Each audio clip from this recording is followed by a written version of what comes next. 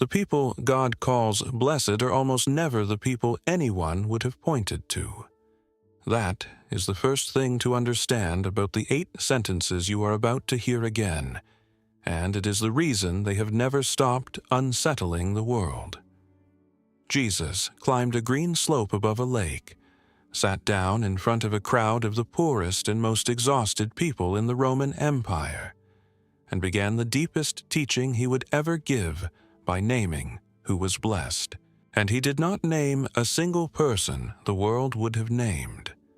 Not the successful, not the admired, not the strong, not the certain, not the ones whose lives had gone according to plan. He named the empty-handed. He named the grieving.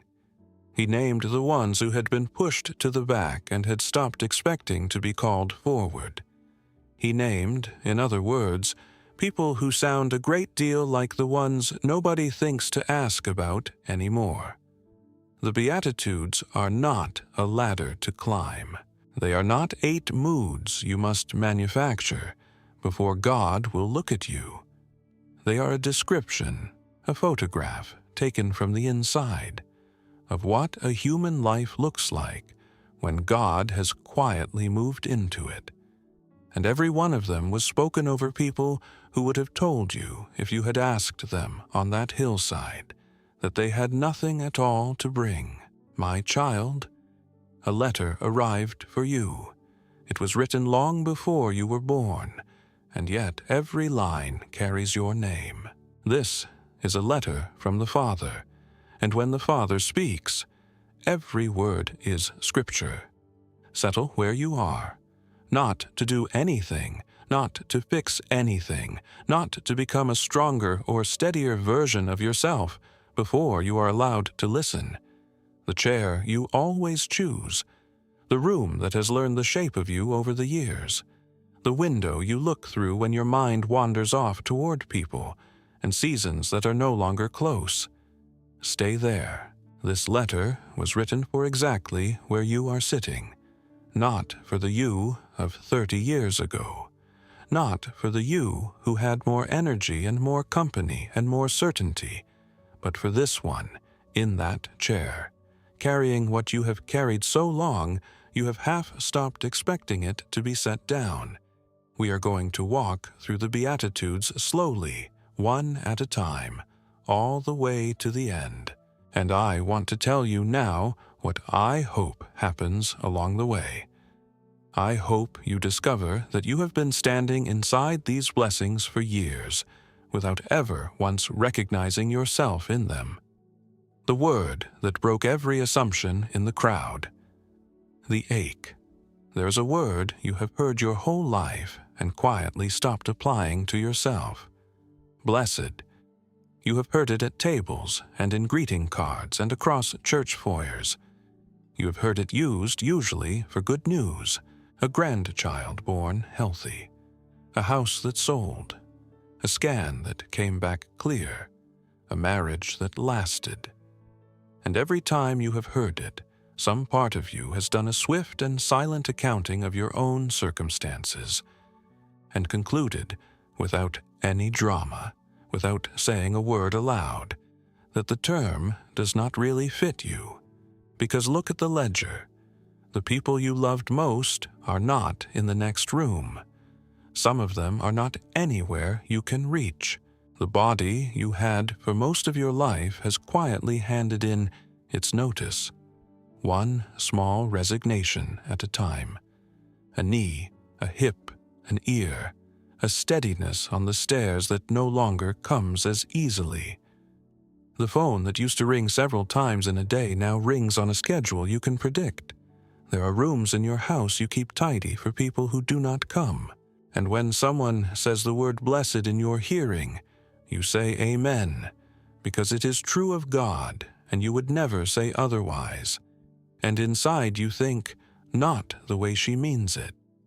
So a quiet exchange has happened over the years, and I want to bring it out into the light where we can look at it honestly. You have kept the word blessed for other people's lives and kept the word faithful for your own. Faithful you can defend. Faithful is what you have been through the long stretch, showing up, praying, holding on when the feeling left.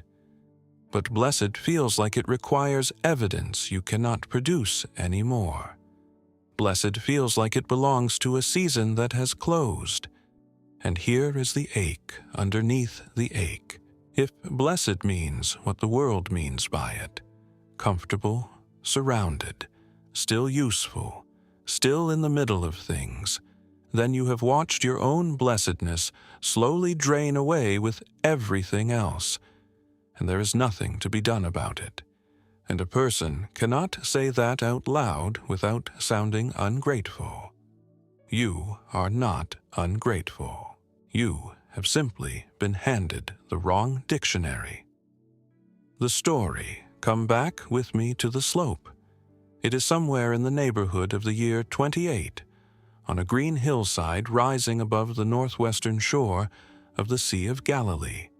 The grass is coarse and still green from the winter rains, and it runs down and down toward a lake so blue it looks as though a piece of the sky has fallen into the valley. Behind him, the hills roll north toward the Golan. Below him, close enough to see, sits Capernaum, black basalt houses, a small synagogue, a harbor full of boats with the nets spread out to dry. The air carries water and dust and wild mustard, and the people keep arriving. Matthew tells us where they came from, and the list is astonishing. From Galilee, which we would expect. From the 10 Greek cities east of the Jordan, which means there were Gentiles in that crowd. From Jerusalem, 90 miles to the south, 3 or 4 days of walking. From beyond the Jordan. From up the coast near Tyre and Sidon. Word had traveled, and it had traveled fast, and they had walked a long way on the strength of a rumor. Look at who is standing there. Farmers with dirt packed under their fingernails. Fishermen who had worked all through the dark hours and had not yet lain down. Mothers with children on their hips and older children pulling at their clothes. Tax collectors standing at the edges where nobody would have to acknowledge them. Old men who had spent their entire lives waiting for God to say something new. Sick people carried there on stretchers by relatives who were out of money and out of ideas. Occupied, taxed, humiliated, religiously exhausted people. People who had been told all their lives precisely what God required, and had never once managed to feel that they had delivered it. And he looked at all of them, and he went up, and he sat down. That detail is not scenery. In the first-century Jewish world, a rabbi stood up to read the Scripture and sat down to teach it. Standing was for reading. Sitting was for authority. When a teacher sat, it meant, what follows is not one opinion among many.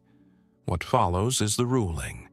To this day, the official teaching post of a professor is called a chair, and this ancient practice is the reason. So when Matthew records the small physical fact that Jesus sat down on that hillside, he is telling you something enormous. This is the King, seated, delivering the constitution of his kingdom. And then Matthew adds a phrase that sounds almost redundant in English, but is a formal Hebrew idiom of great solemnity. He opened his mouth and taught them, saying. In the Hebrew Scriptures, that phrase comes before speech of unusual weight. It is the verbal equivalent of a drum roll. And the very first word out of his mouth was not a command.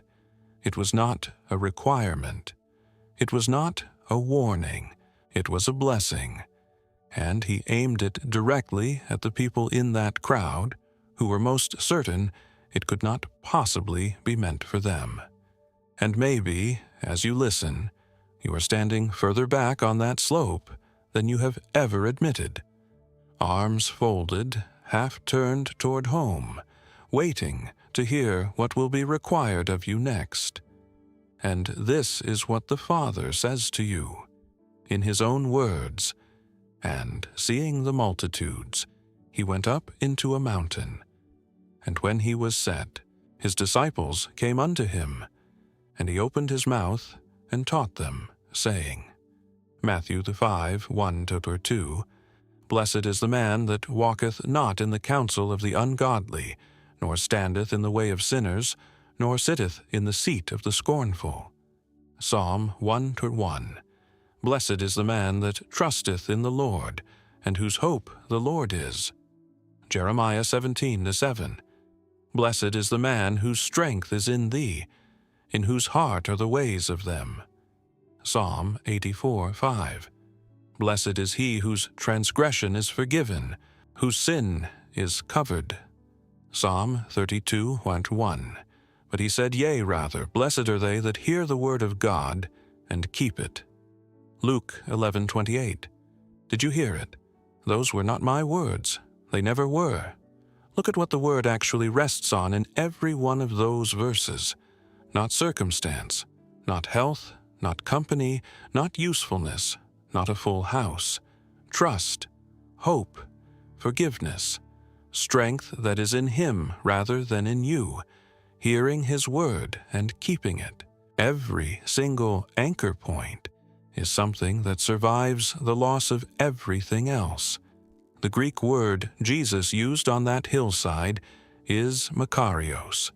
It does not mean cheerful, and it certainly does not mean lucky. It was used of a state of well-being that circumstances could not reach, the settled condition of someone whose life is secured from outside itself. And when the Hebrew Scriptures were translated into Greek, makarios is the word that carried Psalm 1 and Psalm 32 and Psalm 84. It is a word about the ground under a person, not the weather over them, which means the accounting you have been doing was measuring the wrong column entirely. You have been totaling what has been taken. Blessed was never a report on what remains in your house. It is a report on who has attached himself to your life and will not be detached from it. So this week, when someone says the word in your hearing and you feel that small internal correction begin, stop it before it finishes. Say quietly, even under your breath, Blessed is the man whose strength is in thee. That is you. That has been true of you through every year the ledger says you lost. It was true of you in the year you could not stop crying, and in the year the diagnosis came, and in the year the house went quiet, and it is true of you in that chair. The letter is not over. The Father has more to say to you. Before we go on to the first of the 8, let me ask one small thing of you, and it is free, and it takes a moment. If this letter has begun to reach you, press the like button. That is all. A simple like places this letter in front of someone who is carrying the very ache we have just named. Someone who has quietly decided the word blessed no longer applies to them, and who has no idea that the King sat down on a hillside and said their name first. You do not have to write anything or explain anything. One tap, and the letter travels. And which verse in this letter felt like it carried your name? Share the reference in the comments. Now, the first of the 8. Blessed are the poor in spirit. The only qualification he ever asked for. The ache. There is a particular exhaustion that comes from having spent decades trying to bring God something. You may never have described it that way, but you will know it the moment I name it. It is the tiredness of a person who has spent a lifetime attempting to arrive at church, or at prayer, or at the end of a day with something in hand, some evidence, some improvement, some small proof that the years of faith have produced a person worth the trouble. And the ache is that the pile in your hands has never once looked like enough. You know the specific shape of your own shortfall. Perhaps it is a temper that still rises before you can stop it, over something so small you are ashamed to recount it afterward. Perhaps it is a tongue that says the sharp thing and only hears itself a half-second too late. Perhaps it is a name, a single name you can barely think without the whole file of grievance opening again, though you have forgiven it 100 times and meant it every time. Perhaps it is the private thought, or the old habit, or the fear you have prayed about since you were 40 and still carry at 75. And now there is a second layer, and it is the heavier one. You are aware that you have less to offer than you used to. There was a season when your hands were full of useful things. You taught the class, you drove people to appointments, you cooked for the family that had a death. You were the one they called. You could bring God something visible, and now the strength has thinned. You cannot do what you did. You attend less. You give less. You are, by every measure you were ever taught to use, contributing less to the kingdom than you did at 50. So a quiet verdict has formed, and it says something like this: I am nearer to God's disappointment now than I have ever been, because I have less to bring than I have ever had. Here is what I want you to hear before we go one step further. The very first sentence of the deepest teaching Jesus ever gave was aimed at exactly that verdict, and it turned it completely upside down. Blessed are the poor in spirit. The Greek word is not the ordinary word for a poor man. There were two words available. One described a working man who had little, the day laborer, the one who got by. Jesus did not use that one. He used tokos, and tokos describes a person who has nothing whatsoever, who cannot work for it, who is crouched down with an open hand and no other option. It is the word for absolute destitution, and he called that person blessed. The story. Let me take you into the temple courts in Jerusalem, at one of the hours appointed for prayer. Picture the enormous white stone platform, the colonnades, the smoke from the altar rising up straight in the still air. Picture the crowd moving through the courts, pilgrims, merchants changing money, priests in white linen, and the constant low sound of hundreds of people praying under their breath. And two men come up to pray. The first is a Pharisee, and I want you to resist the impulse to hear that word as an insult. To the people watching him climb those steps, he was the most admirable religious man they had ever encountered. He tithed his kitchen herbs. He fasted twice in the week. He had built his entire life around a structure of precise obligations, designed to make certain he never accidentally offended God. He was, by every visible measure, exactly what a serious believer should look like. He stands where he can be seen, and he prays. And Jesus, telling the story, uses a small and devastating phrase. He prayed thus with himself. The words go up. Nobody catches them. He thanks God that he is not like other men, extortioners, unjust, adulterers, or even like that tax collector over there. He lists his disciplines. Everything he says is factually true. He really did fast. He really did tithe. His hands really were full. And the other man does not come up the steps at all. He stands afar off at the back, where the tax collectors always stood, where nobody would have to acknowledge him. He is a collaborator. He works for the occupying power. He has, in all likelihood, taken money from his own neighbors and kept a portion, because that was how the system ran, and everyone knew it. He will not lift up so much as his eyes. He strikes his own chest, a violent gesture in that culture, a gesture of grief, the thing a person does at a funeral. And he says 7 words, God, be merciful to me a sinner. That is the whole prayer. No list, no context, no mitigating history, no promise to improve. 7 words with nothing underneath them but need. And then Jesus says the sentence that must have stopped the crowd cold. I tell you, this man went down to his house justified rather than the other. Justified, declared right with God, not the one with the full hands, the one with the empty ones. And maybe, as you listen, you are the man standing afar off, and you have been standing there for so long that you have stopped believing anyone at the front even knows you came. And this is what the Father says to you. In His own words, "Blessed are the poor in spirit, for theirs is the kingdom of heaven." Matthew 5:3. And the publican, standing afar off, would not lift up so much as his eyes unto heaven, but smote upon his breast, saying, God, be merciful to me, a sinner. Luke 18:13.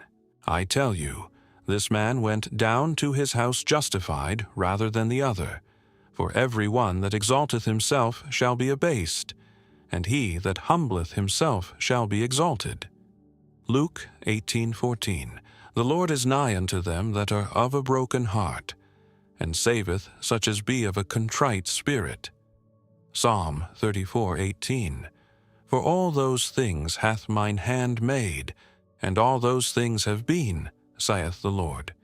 But to this man will I look, even to him that is poor and of a contrite spirit, and trembleth at my word.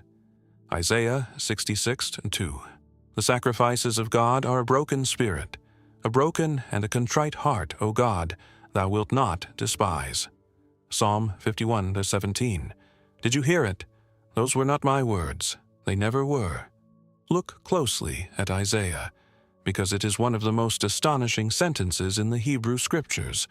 God begins by naming the scale of what He has made. The heavens, the earth, all those things hath mine hand made. And then, from that height, He tells you where His attention actually goes. To this man will I look, not to the strongest, not to the most productive, to the one who is poor in spirit and trembles at His word. The God who did not need to look anywhere chose where to look, and He chose the place you have been most ashamed of. And then, look at the tense in the Beatitude itself, because it does not match the others. 6 of the 8 promise a future. They shall be comforted, they shall inherit, they shall be filled. This one is present. Theirs is the kingdom of heaven. Not will be. Is right now, in the empty-handed condition before anything improves, before you produce a single thing to bring. The kingdom already belongs to you. Which means the arithmetic you have been running for years was inverted from the start. You have believed that your diminishing capacity was moving you away from God. In the economy Jesus described on that hillside, empty hands are not the disqualification. They are the qualification. They are the only hands that can receive anything, because a hand that is already full cannot close around a gift. So carry this into the ordinary hours ahead. When you go to pray and feel that familiar reflex to open with an accounting, what you managed, what you failed at, why you are late, let it go, just once, and pray the 7 words instead. God, be merciful to me a sinner. Nothing else. And know, as you say it, that you are not beginning at a disadvantage. You are standing exactly where the King said the kingdom begins, and you will go down to your house justified. The letter is not over. The Father has more to say to you. Blessed are they that mourn, the comfort only grief can receive. The ache, There is a grief in you that the world has quietly decided should be finished by now. Nobody said it out loud. Nobody ever does. But you have felt the change in the room over the years. In the first weeks they came. They brought food and sat with you and said your beloved's name without flinching. Then the casseroles stopped, and the calls thinned, and somewhere in the second year you noticed that people had begun to speak around the name rather than through it. A small hesitation, a subject changed, a kind smile that means, please, not that, not today. So you learned.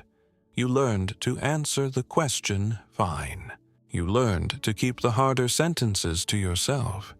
You learned that grief has a socially acceptable duration, and that yours has outrun it, and that continuing to feel this deeply is now something you do privately, in the way a person keeps a habit they are faintly embarrassed by. And it comes without warning. That is the part nobody prepares you for. Years in, it can still take you at the shoulder in a supermarket aisle because of a brand of biscuit, a voice on the telephone that starts the same way, a coat still on the hook because taking it down would be a decision and you have not been able to make it, the side of the bed, the second cup you still reach for. And it is not only the dead you are mourning. There is the grief for people who are still living, the child who does not call, the friendship that thinned without a quarrel, the family scattered across 3 time zones who love you and are busy. There is the grief for the body you had, and for a house that used to be loud, and for the version of your life you fully expected to be living by now. And underneath all of it, there is a spiritual bruise that you have probably never told anyone about. So let me name it. You have wondered whether so much sorrow, so many years in, is a failure of faith. Whether a stronger believer would have moved on. Whether God is disappointed in the weeping. So hear the second sentence of the deepest teaching Jesus ever gave, and hear who he aimed it at. Not the ones who had recovered, not the ones who had processed it well. Blessed are they that mourn, present tense, right in the middle of it, tears still on the face. The story. Come with me to a village called Bethany, about 2 miles from Jerusalem, on the far side of the Mount of Olives. There is a house here where Jesus was always welcome. 3 siblings lived in it: Martha, Mary, and a man named Lazarus. When Jesus came through Judea, this is where he stopped. This was the closest thing to a home he had outside of Galilee. And Lazarus has been dead 4 days. Understand what 4 days means in that culture and that climate. It means the body is past any hope. It means the professional mourners have been at the house since the first hour, filling the courtyard with the noise of organized grief. It means the tomb has been sealed with a stone, and the neighbors have come from Jerusalem to sit with the sisters, and the whole village is saturated with the particular heaviness of a loss that everyone agrees is final. And Jesus arrives late, deliberately late. Martha comes out to meet him on the road with the sentence she has clearly been rehearsing for 4 days. Lord, if thou hadst been here, my brother had not died. And there is a conversation, and it is a magnificent one, full of resurrection and hope and the future. Then Mary comes, and Mary does not have a theological conversation in her. She falls at his feet and says the same sentence her sister said, and she cannot get any further than that. And here is what happens next, and it is the hinge of the entire scene. Jesus knew, with total certainty, with no possibility of error, that within a matter of minutes he was going to call that man out of the tomb alive. He knew the grief in that courtyard had an expiration measured in moments, He knew the ending, and he wept anyway. The Greek is precise about it. The mourners around him were making the loud, formal wailing of a village funeral. The word used of Jesus is different, a quiet word, the silent overflowing of tears from a person who is undone. He groaned in the spirit and was troubled. The verb behind troubled carries the sense of being physically shaken, the way a horse snorts, the way anger and sorrow rise together in a chest. The Son of God stood beside a grave. He was about to empty and cried. He did not hurry the sisters past their sorrow toward the good news he was holding.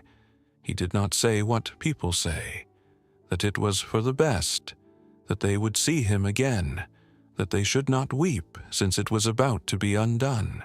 All of that was true, and he was the one person present who could have said it with authority, and he said none of it. He stood in the grief and let it get on him. And maybe, as you listen, you are standing where Mary stood, with nothing to say but the one sentence you have said 1,000 times, at the feet of someone who is not hurrying you. And this is what the Father says to you. In his own words, "Blessed are they that mourn, for they shall be comforted." Matthew 5:4. Jesus wept. John 11:35. Thou tellest my wanderings. Put thou my tears into thy bottle. Are they not in thy book? Psalm 56:8. To comfort all that mourn, to appoint unto them that mourn in Zion, to give unto them beauty for ashes, the oil of joy for mourning, the garment of praise for the spirit of heaviness, that they might be called trees of righteousness, the planting of the Lord, that he might be glorified. Isaiah 61:2-3. Blessed be God, even the Father of our Lord Jesus Christ, the Father of mercies, and the God of all comfort, who comforteth us in all our tribulation, that we may be able to comfort them which are in any trouble, by the comfort wherewith we ourselves are comforted of God. 2 Corinthians 1-3-4. And God shall wipe away all tears from their eyes, and there shall be no more death, neither sorrow nor crying, neither shall there be any more pain, for the former things are passed away. Revelation 21:4. Did you hear it? Those were not my words. They never were. Look at what David asks God to do with his weeping.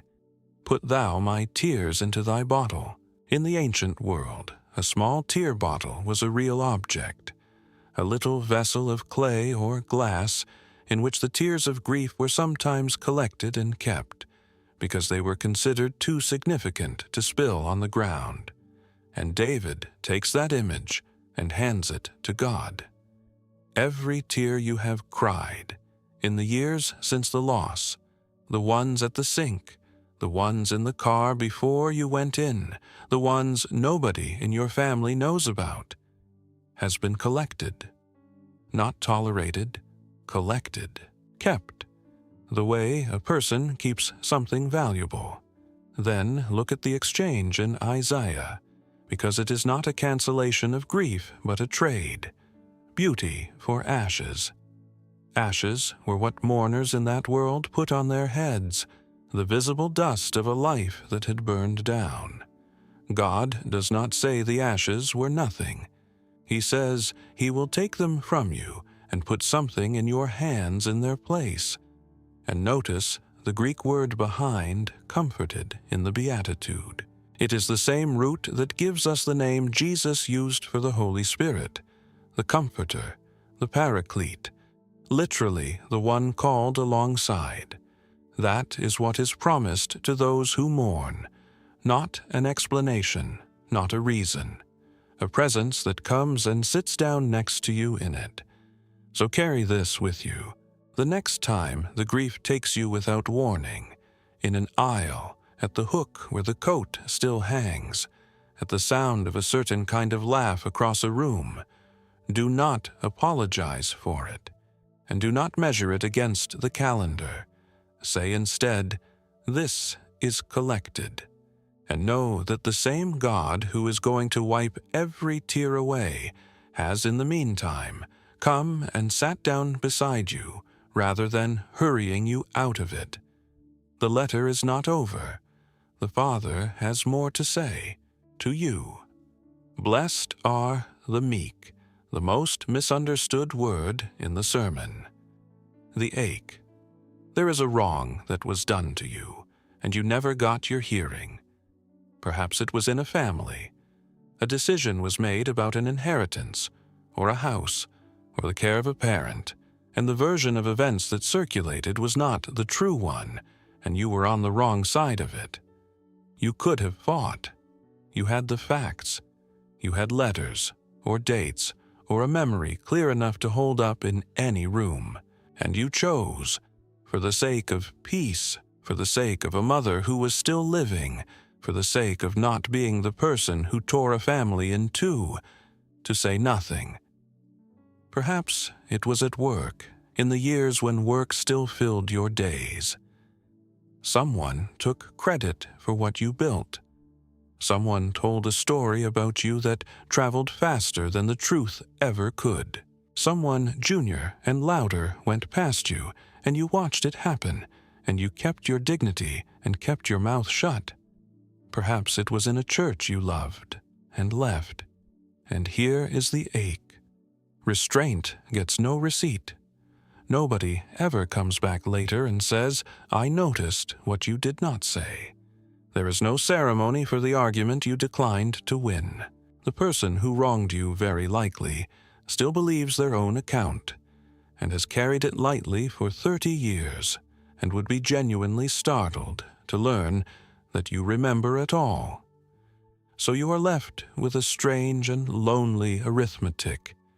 You did the harder, better thing, and the outcome looks identical to what it would have looked like if you had simply been too weak to fight. Nobody can tell the difference between chosen restraint and inability, and over the years a small poisonous suspicion has grown up in the quiet. Maybe there is no difference. Maybe I was not being gracious. Maybe I was just afraid, and I have spent decades calling my cowardice by a nicer name. That suspicion is the reason the third Beatitude has been misread for 2,000 years, because we hear the word meek and we hear weak, and they are not the same word, and they were never the same thing. The story. Come with me into a cave in the wilderness of En-Gedi, on the western shore of the Dead Sea. It is a landscape of white rock and heat, and sudden deep ravines, and there are springs hidden in the cliffs where wild goats come down to drink. David is here because King Saul has been hunting him from one hiding place to the next for years. 3,000 chosen men are combing the hills. David has a few hundred. Outlaws, debtors, discontented men, the desperate. David has already been anointed king by Samuel. The oil has already been poured on his head. The promise is not in question. The timing is. And every year that passes with him hiding in caves is another year of a promise that has not arrived. They are far back in the darkness of a cave when a shadow fills the entrance. It is Saul, alone.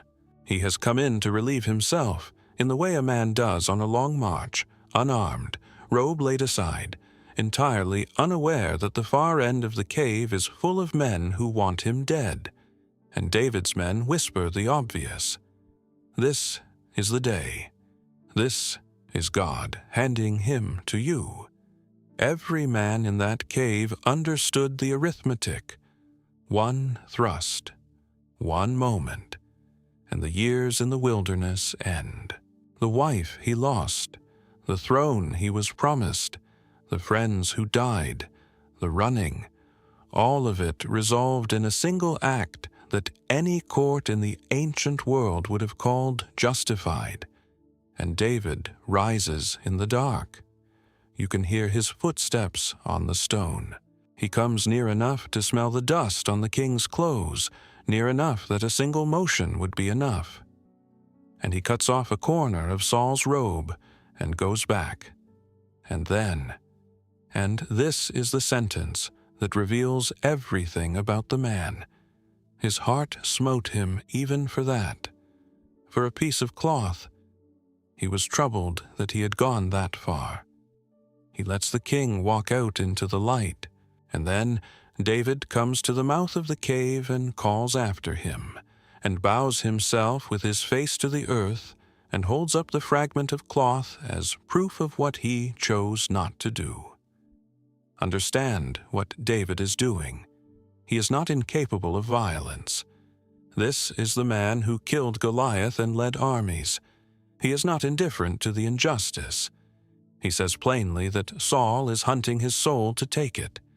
He is refusing to seize with his own hand a thing that God had promised to give him.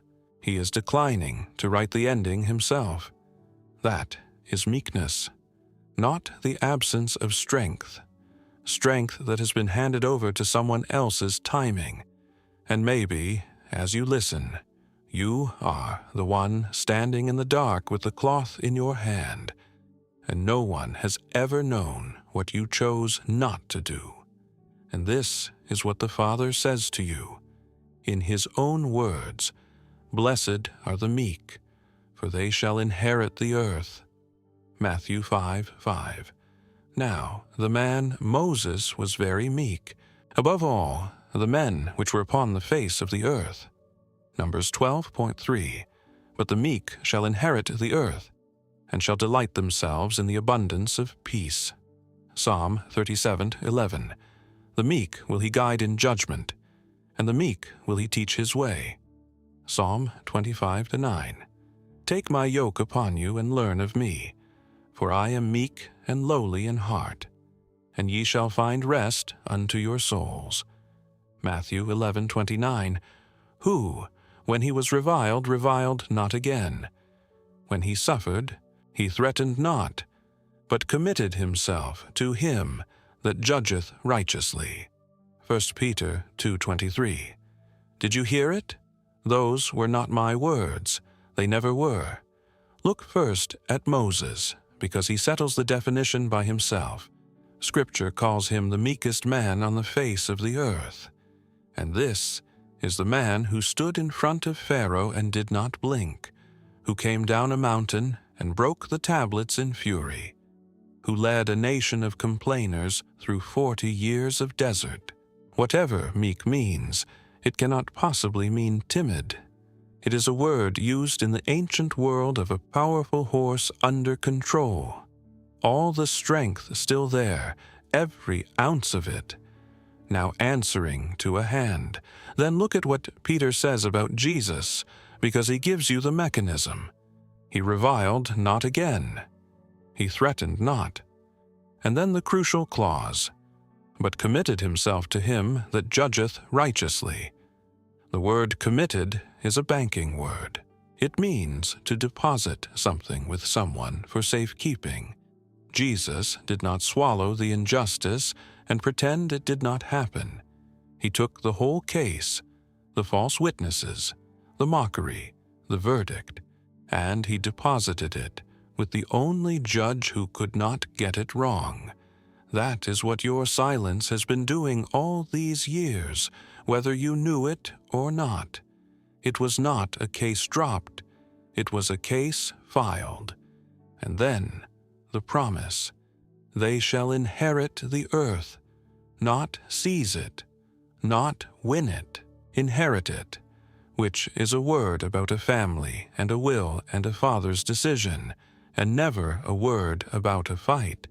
Everything grasped in this world has to be defended forever.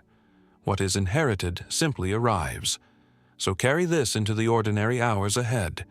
Take the one wrong you never got a hearing for, the oldest one, the one that still opens the moment it is touched, and say plainly, out loud if you can, I am not dropping this. I am depositing it.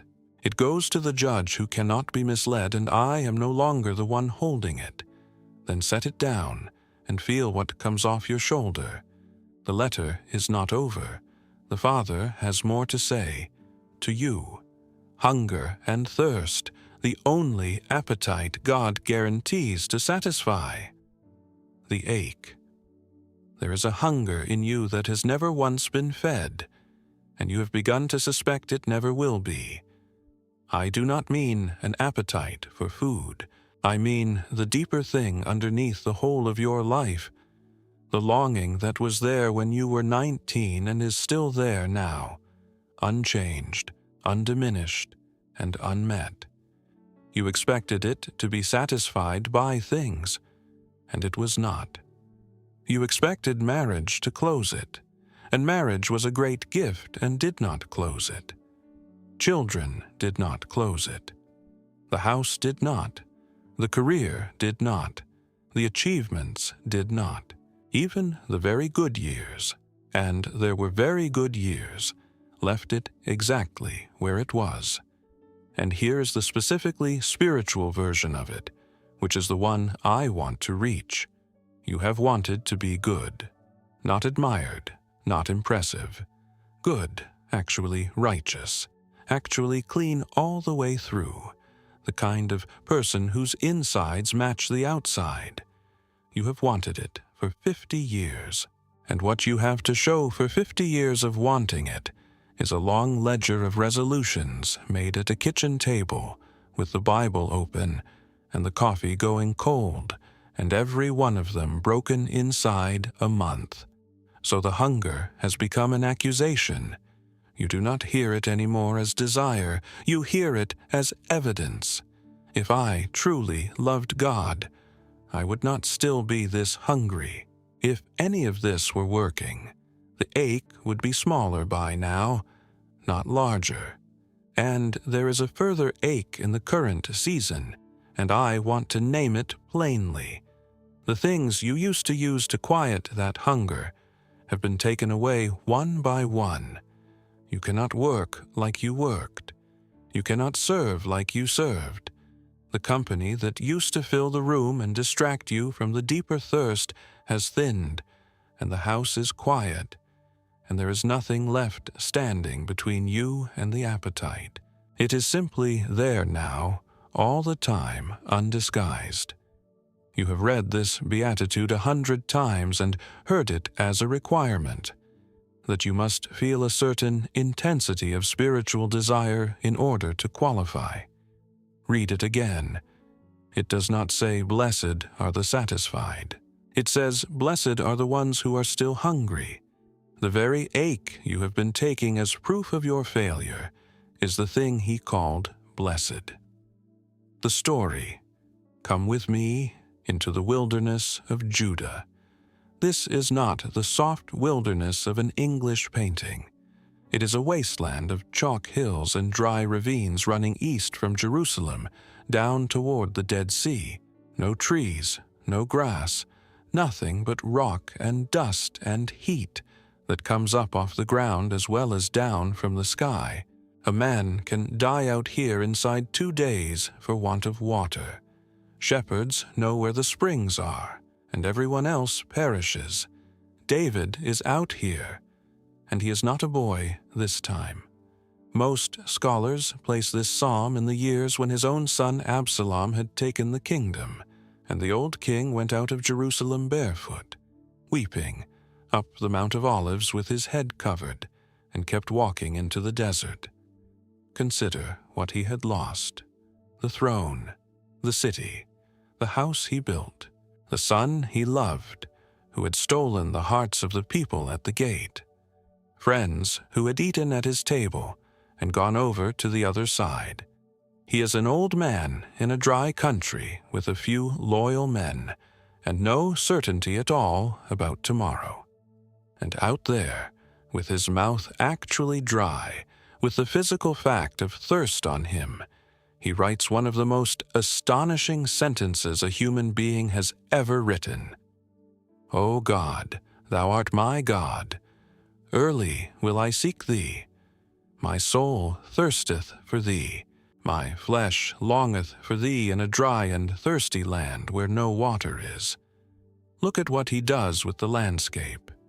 He does not ask God to remove him from the desert. He takes the desert, the actual, physical, cracked-lip thirst of it, and uses it as the only vocabulary adequate to describe how much he wants God. The dryness became the language. And then he says the line that makes no sense on paper and perfect sense to anyone who has lived long enough. Because thy loving kindness is better than life, my lips shall praise thee. Better than life. Said by a man who has lost nearly everything life could give him, and is discovering, out in the rocks, that the one thing he could not lose was the one thing he actually wanted. He is not filled in the wilderness. He is filled with the wilderness still all around him. That is the point. My soul shall be satisfied as with marrow and fatness.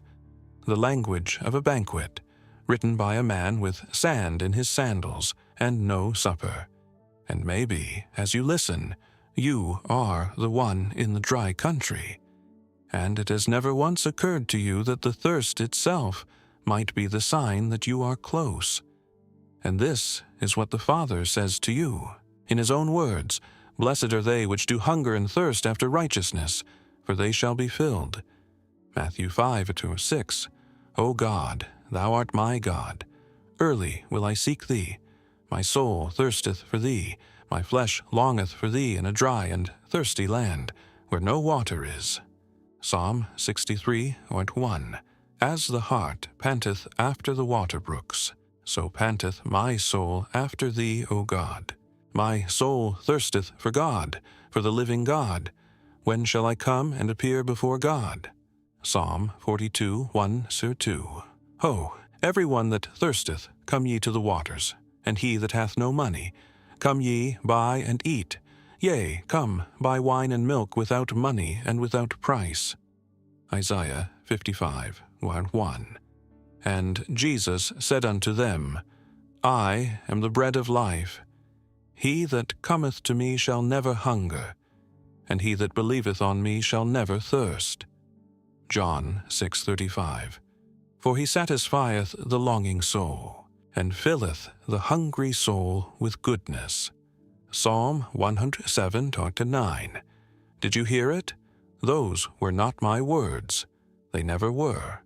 Look at the grammar of the Beatitude, because there is something in the Greek that does not survive the translation. In ordinary Greek, verbs of hungering and thirsting take a partial object. You hunger for some bread. You thirst for some water. A portion. A share. Jesus breaks the rule. He puts righteousness in the case that means the whole of it, not a slice of righteousness. All of it. He is describing a person who wants the entire thing and will not be content with a helping, and he does not correct that appetite. He blesses it and guarantees it. They shall be filled. The word is the one used of feeding animals until they can eat no more. It is not a polite word. It means gorged, full to the point where nothing further will go in. And look at Isaiah's invitation, and at who is invited. He that hath no money. Everyone else in the world sells water in a desert. That is what a desert is for. God alone runs a market where the only currency accepted is thirst, and the only disqualification is having enough already. So hear this, and let it change how you read your own insides. The hunger you have carried for 50 years is not the residue of a faith that failed. It is the appetite of a person who has tasted enough of God to be permanently unsatisfied with anything less, and it was put in you on purpose, and it is a promise rather than an accusation. The full guarantee is attached to it. Not to your performance, not to your resolutions, not to the ledger, to the hunger. So in the quiet where you are, stop apologizing for the ache. Bring it to Him as it is. Say, I am still hungry. and you called that blessed. And then hold on to the tents of the promise. They shall be filled. And know that of all the appetites you have ever had in your long life, this is the only one that came with a guarantee attached. The letter is not over. The Father has more to say to you. Blessed are the merciful, the cost of crossing the road.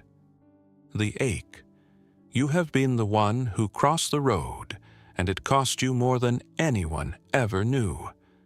I want to say that carefully, because you would never say it about yourself.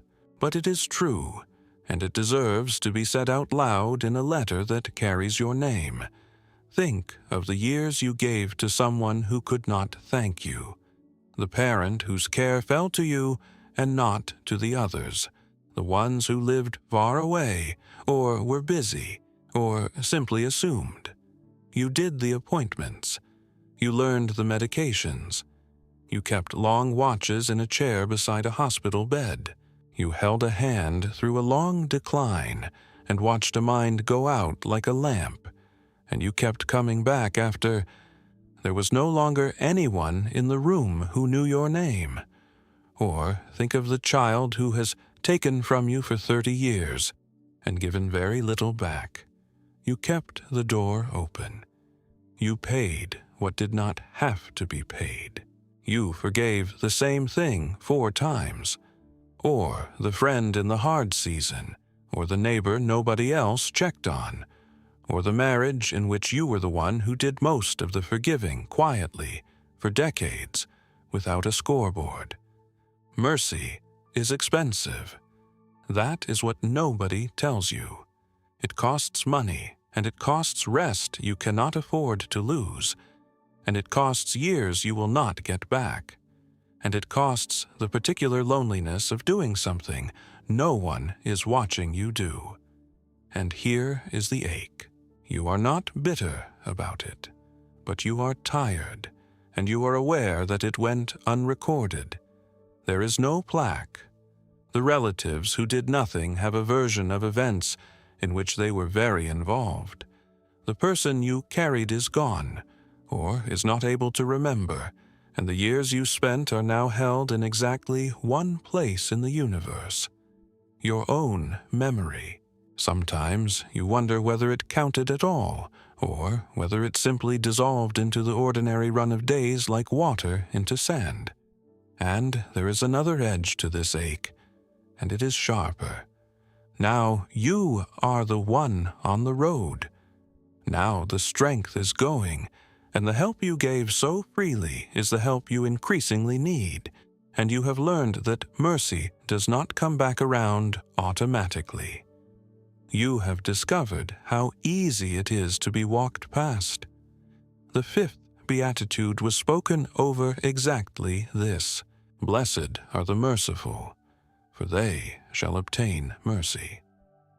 The story, come with me to the road that runs down from Jerusalem to Jericho. It is 17 miles, and it falls more than 3,000 feet through a landscape of limestone gorges and blind corners. In the 1st century it had a reputation and a nickname: the Bloody Way. Bandits worked it, because the terrain was made for ambush.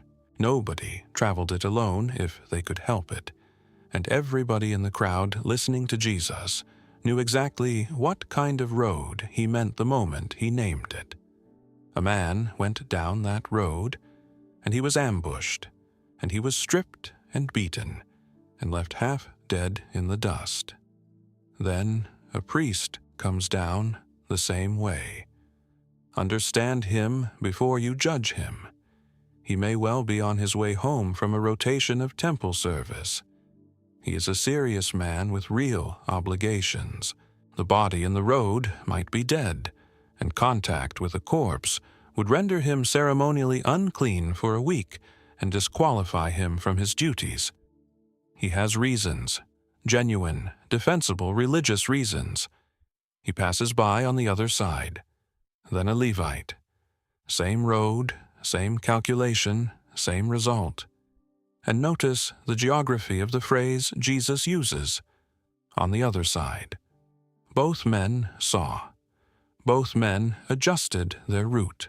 Both men made themselves physically further from the need in order to keep walking. Then a Samaritan. You have to understand what that word did in that crowd. Samaritans and Jews had 4 centuries of mutual contempt behind them, competing temples, competing scriptures, a hatred passed down so completely that a Jewish traveler would take a longer road rather than cross Samaritan ground. If a first-century Jewish audience were told a story with a Samaritan in it, the Samaritan was the villain. That was the rule. Jesus broke it on purpose. And watch how slowly the story moves once he arrives. Everything before this happened fast, went down, fell among thieves, passed by. Now the pace changes and the verbs pile up. He came where he was. He saw him. He had compassion. He went to him. He bound up his wounds. He poured in oil and wine, the oil to soothe, the wine to disinfect. And these were his own supplies, the provisions for his own journey, now being emptied into a stranger. He set him on his own beast, which means he walked. He brought him to an inn. He took care of him, and that phrase means he stayed on with a man he did not know, in a place where nobody would have vouched for him. And as he goes, he pays. 2 pence, 2 days' wages, enough for a fortnight's lodging. And then the extraordinary line, "Whatsoever thou spendest more, when I come again, I will repay thee." He opens an unlimited account for a man who will never be able to thank him, and whose people despise his people. Not one word of that was witnessed by anyone who mattered. The priest's reputation was intact. The Samaritan's was not improved. And maybe, as you listen, you know that road better than you would like to, and you know precisely what it costs to be the one who stopped. And this is what the Father says to you. In his own words, "Blessed are the merciful, for they shall obtain mercy." Matthew 5:7. But a certain Samaritan, as he journeyed, came where he was. And when he saw him, he had compassion on him, and went to him, and bound up his wounds, pouring in oil and wine, and set him on his own beast, and brought him to an inn, and took care of him. Luke 10:33-34. He hath showed thee, O man, what is good. And what doth the Lord require of thee, but to do justly, and to love mercy, and to walk humbly with thy God? Micah 6:8. It is of the Lord's mercies that we are not consumed, because his compassions fail not. They are new every morning. Great is thy faithfulness. Lamentations 3:22-23. For he shall have judgment without mercy, that hath showed no mercy, and mercy rejoiceth against judgment. James 2:13. But God, who is rich in mercy, for his great love wherewith he loved us, even when we were dead in sins, hath quickened us together with Christ. By grace ye are saved. Ephesians 2:4-5. Did you hear it? Those were not my words. They never were. Look at the word Micah uses, because English flattens it. What God requires is that you love mercy, and the Hebrew word is chest, and there is no single English equivalent. It means loyal love, covenant kindness, the mercy that keeps showing up because of what it has committed to, rather than because of what it is receiving. It is the word used of God's own faithfulness to his people through centuries of their unfaithfulness, and it is the word he used to describe the thing you have been doing, unrecorded, for decades. Then look at Lamentations, and at where those famous words come from. They were written by a man sitting in the ruins of a burned city, surrounded by the worst suffering in his nation's history. And what he sees there, in a smoking ruin, is that mercy renews on a schedule, new every morning, which means the supply you have been drawing on all these years was never coming out of your own reserves. It was being issued to you fresh, on the same schedule, all along. And then, the promise itself, they shall obtain mercy, not may, not might if the right people happen to notice. Shall. There is a return on this, and it is guaranteed, and it does not depend on the people you gave it to. So carry this into the ordinary hours ahead. Every unwitnessed act of your long life, every hour in that chair by that bed, every quiet payment, every fourth forgiveness of the same offense, was seen and recorded by the only witness whose record survives. Nothing dissolved, nothing sank into the sand. And when you are the one on the road, as you increasingly will be, the mercy that comes to you will not be charity. It will be the return on an account you have been paying into your entire life. The letter is not over. The Father has more to say to you. Blessed are the pure in heart, the one he saw under the tree. The ache. There is a version of you that only you and God have ever met, and you are not entirely sure how he feels about it. Everyone else has met an edited version. That is not a criticism. It is simply what living among people requires. You have been the steady one, the one who did not make a fuss, the one who answered fine. Your children have a version of you assembled largely from the years when they needed you to be certain. Your church has a version. Your neighbors have a version. And underneath all of them, there is the person who is actually there in the quiet, with the thought you would not repeat, the doubt that surfaces when a certain kind of trouble comes, the resentment toward a name that reappears no matter how many times you have laid it down, the envy that rises unbidden when you hear of someone else's good news, the self-pity you catch yourself in and immediately despise.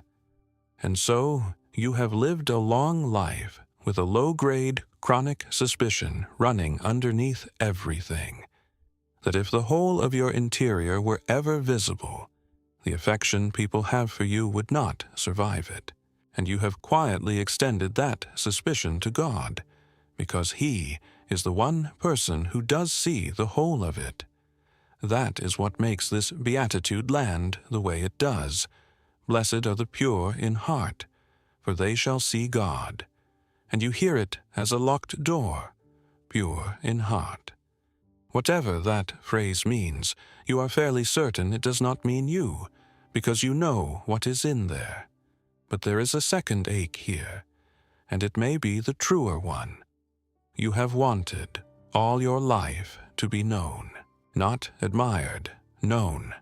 To have one person in the world see the whole of it, the unedited version, and stay. And it has largely not happened. The one who came closest is gone, or was never told everything either. And now, at this stage, the prospect of being fully known by anyone new has effectively closed. The Greek word for pure is katharos. It is used of grain that has been winnowed until only the wheat is left, of metal that has been through fire until the alloy is burned out, of water clear enough to see the bottom. It does not mean sinless. It means unmixed, single, one thing all the way through, with nothing hidden underneath it. And it is not, as you will see, a door that locks. It is a description of what happens to a person who finally stops hiding. The story. Come with me to a fig tree in a village in Galilee. A fig tree in that world was not decorative. It was a household institution. Its leaves are broad, and its branches spread low and wide, and the shade it throws is deep and cool in a country that offers very little shade. Every house that could have one had one, and under it, a man went to be alone. It was the ordinary place for prayer and for study, so much so that to sit under your own vine and fig tree became a proverb in Israel for peace, for a life at rest. A man named Nathanael is under his. Nobody is watching him. There is no assembly, no synagogue, no audience. He is doing what serious men did there, praying, or turning over some passage of Scripture, alone in the green light coming through the leaves. Whatever he said under that tree, he said to God only, and he had every reason to believe it stopped there. Then Philip comes running with news. We have found him, the one Moses wrote about, Jesus of Nazareth. And Nathanael's response tells you a great deal about him. Can there any good thing come out of Nazareth? He is blunt to the point of rudeness. Nazareth was a nothing village of a few hundred people, and he says so. He is a man with no diplomacy in him at all. Philip does not argue. Come and see. And as Nathanael is still walking toward him, before a word has been exchanged, before an introduction, before anything at all, Jesus looks up and says to the men around him, and loudly enough for the newcomer to hear, "Behold, an Israelite indeed, in whom is no guile, nothing folded over, nothing kept in a second compartment. He is the same man in company that he was under the tree, abrupt, honest, unimpressive, entirely unhidden." And Nathanael stops. "Whence knowest thou me? Where do you know me from?" And Jesus says the sentence that undoes him. "Before that, Philip called thee. When thou wast under the fig tree, I saw thee." That is all. No content, no accusation, no list of what was said in that shade. Just, I was there, in the private hour, in the place where nobody was watching, in the one part of your life you assumed was unobserved. I saw you. And this rough, blunt, skeptical man, who 2 minutes earlier had been insulting Jesus' hometown, falls apart and says, "Rabbi, thou art the Son of God. Thou art the King of Israel." And maybe, as you listen, you are the one under the tree. And the thing you have most feared, being fully seen, turns out to be the thing that saves you. And this is what the Father says to you. In his own words, "Blessed are the pure in heart, for they shall see God." Matthew 5:8. Jesus saw Nathanael coming to him, and saith of him, "Behold, an Israelite indeed, in whom is no guile." Nathanael saith unto him, "Whence knowest thou me?" Jesus answered, and said unto him, "Before that Philip called thee, when thou wast under the fig tree, I saw thee." John 1:47-48. Who shall ascend into the hill of the Lord? Or who shall stand in his holy place? He that hath clean hands and a pure heart, who hath not lifted up his soul unto vanity, nor sworn deceitfully. Psalm 24:3-4. Create in me a clean heart, O God, and renew a right spirit within me. Psalm 51:10. But the Lord said unto Samuel, Look not on his countenance, or on the height of his stature, because I have refused him. For the Lord seeth not as man seeth. For man looketh on the outward appearance, but the Lord looketh on the heart. 1 Samuel 16:7. Beloved, now are we the sons of God, and it doth not yet appear what we shall be. But we know that, when he shall appear, we shall be like him, for we shall see him as he is. 1 John 3:2. Did you hear it? Those were not my words. They never were. Look at the verb David uses in Psalm 51, because it settles the whole question of how a heart becomes pure. Create in me a clean heart. The Hebrew word is bara, the same word used in the first sentence of the Bible. In the beginning, God created. It is used exclusively of God, and it means to bring into being what was not there before. David does not say, "Improve my heart," or "Clean up my heart," or "Help me try harder with my heart." He asks for a fresh act of creation, because he has understood that he cannot manufacture the thing being asked of him. Purity of heart was never a standard you were expected to reach on your own. It is something done to you. Then look at what happened to Nathanael, because it is the pattern. He did not purify himself and then get seen. He was seen completely in the private place, with nothing hidden, and being seen is what changed him. The whole terror you have carried about the unedited version of yourself is built on an assumption that is simply not true, that God has not looked yet. He looked a long time ago. He has read the file you are afraid of. He knows the thought and the doubt and the name you cannot lay down, and he called you his anyway, and the calling came after the looking, not before it. So carry this into the quiet where you are. There is nothing left to hide, because there was never anything successfully hidden, and that means you may stop maintaining the edited version, at least with him. Say the true sentence in prayer this week, the one you have never said out loud, the ugliest and most honest one you have, and know that you are not informing him of anything. You are simply joining him where he already is, under the tree, where he has been watching you with love the entire time. The letter is not over. The Father has more to say to you. Blessed are the peacemakers, the woman who rode out to meet an army. The ache. You have spent a great many years standing between people who would not speak to each other. It is one of the least acknowledged labors of a long life, and you have done more of it than anyone knows. You were the one who carried the message that was too hard to deliver directly. You were the one who made the phone call that no one else was willing to make. You seated people carefully at a wedding. You said the softening sentence at the table when a remark landed badly, and you changed the subject at exactly the right moment. And you took a smaller portion of something so that a quarrel would not start over it. And the peace you made is invisible.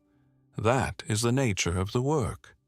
Nobody ever sees the argument that did not happen. There is no record of the family rupture that was avoided, because you drove 4 hours and sat in a kitchen and listened to one side, and then drove 4 hours the other way and listened to the other side, and said the necessary thing gently in both places. And now some of it has come undone anyway. That is the deeper ache. There is a division in your family, or there was one, and it hardened, that you have prayed over for years and could not repair. Perhaps 2 of your children do not speak. Perhaps there is a grandchild you have not been allowed to see. Perhaps there is a brother or sister with whom something happened decades ago, and now you are both old, and the silence has calcified into something neither of you knows how to break, and you have started to wonder honestly whether it will simply run out the clock, and you have paid for the work. Peacemakers usually do. You have been accused of taking sides by both sides. You have been called weak by people who wanted an ally rather than a bridge. You have absorbed things, small insults, unfair accounts of events, a reputation for being naive, because absorbing them was cheaper than the alternative. The 7th Beatitude does not say, "Blessed are the peaceful." It does not bless a personality that dislikes conflict. It blesses the ones who go into the conflict and make something that was not there, and it attaches to them the highest title in the entire sermon. The story. Come with me into the hill country south of Hebron, to a large sheep-shearing operation at a place called Carmel. Sheep shearing was a festival week, the whole year's profit coming in at once, food and wine and hospitality expected from anyone who could afford it. And Nabal could afford it. 3,000 sheep and 1,000 goats. Scripture calls him great, and then immediately tells you what kind of man he was. Churlish and evil in his doings. His own servants describe him as a man of Belial, so bad-tempered that a man cannot speak to him. David, still an outlaw, still hiding from Saul, has had 600 men camped in that same wilderness for months.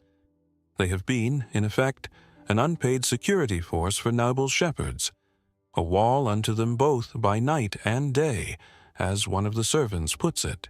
Not a sheep went missing. Not a man was touched. So David sends 10 young men to ask politely for a share of the feast, and Nabal insults them and sends them away with nothing. And David, the same David who would not touch Saul in the cave, buckles on his sword and says 400 men are coming, and swears to leave nothing of that household alive. A servant runs to Abigail, understand who she is. She is married to this man. She has no legal standing and no independent authority. Scripture says she was of good understanding and of a beautiful countenance, and the understanding is listed first, and she moves fast. 200 loaves, 2 bottles of wine, 5 sheep already dressed, parched corn, raisins, 200 cakes of figs. She loads it onto donkeys, sends the servants ahead, and tells no one in her house. And she rides out to meet 400 armed men in a ravine. Picture the moment she meets them. The dust of the descending column, the sound of men who have been talking themselves into a slaughter for hours. And she gets down off the donkey and falls on her face in the dirt in front of them. And what she says is a masterpiece. She takes the blame that is not hers. She hands him the provisions. And then, this is the genius of it, she does not plead for her household at all.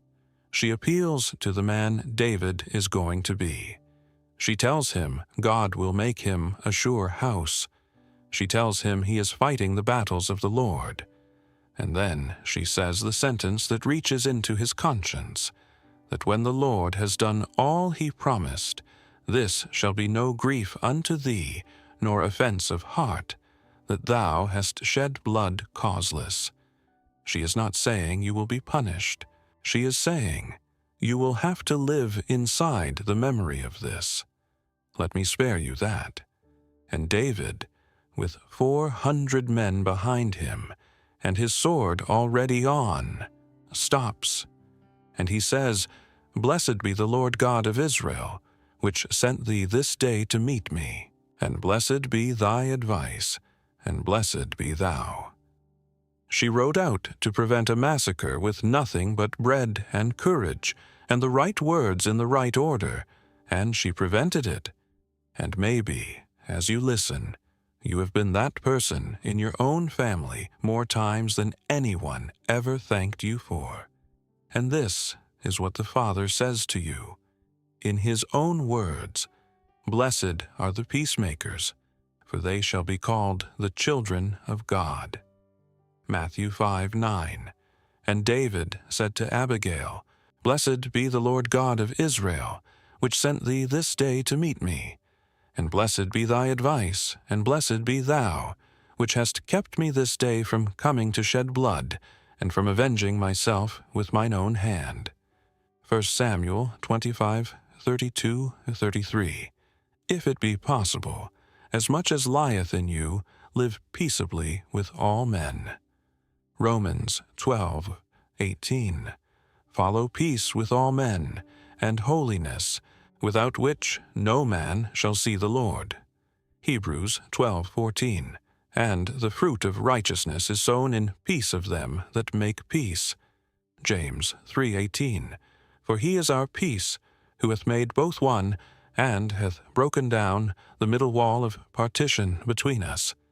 Ephesians 2:14. Did you hear it? Those were not my words. They never were. Look at what Paul concedes in Romans, because it is one of the kindest verses in the New Testament for a person in your situation. If it be possible, as much as lieth in you. He builds two limits into the command. If it is possible, and Paul is aware that sometimes it is not. As much as lies in you, meaning your portion, your side of the road, and not 1 inch beyond. The other person's half of the piece was never assigned to you. That means the division that did not heal is not on your account. You are answerable for your half. You have paid your half, some of you for 30 years. Then look at Ephesians, at the picture underneath the promise. The middle wall of partition was a real structure. In the temple in Jerusalem, there was a low stone barrier separating the court, where Gentiles could stand from the courts where only Jews could go, and inscriptions on it warned in Greek and Latin that any foreigner who passed it would have himself to blame for his death. That wall was the most solid, most religiously justified division in that world. And Paul says Christ broke it down, the peacemaking God did himself at enormous cost, between parties who were genuinely and legitimately estranged. That is why the title attached to this beatitude is the one it is. They shall be called the children of God, not servants. Children, meaning people who bear the family resemblance. In the ancient world, you knew whose son a man was by what he did. And when you stand between two people who will not speak, absorbing what both sides throw, you are doing the family trade. You look exactly like your father. So carry this. Name the one division you have prayed over longest. Then say plainly, my half is paid, and the rest belongs to God.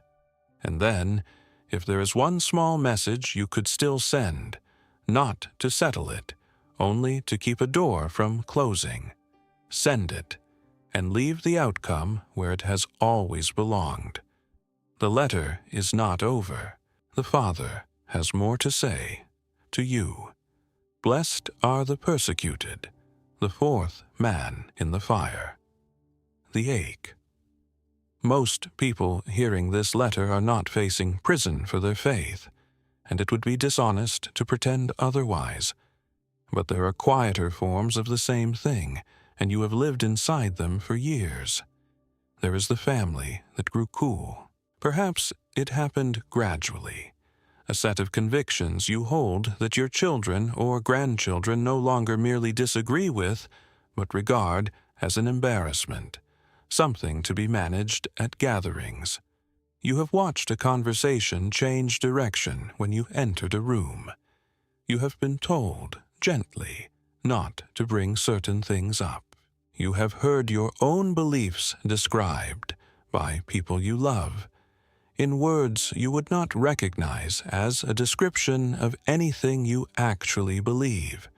There is the sense of having become, in a country you have lived in your whole life, slightly foreign. The things everyone assumed when you were young are now the things you must not say aloud. You are not persecuted. You are simply out of step, and quietly aware that being out of step has a social cost, and you pay it in small denominations, an opinion swallowed, an invitation that stopped coming, a grandchild's polite silence. There is the workplace of years ago, where your convictions made you the one who was quietly not included.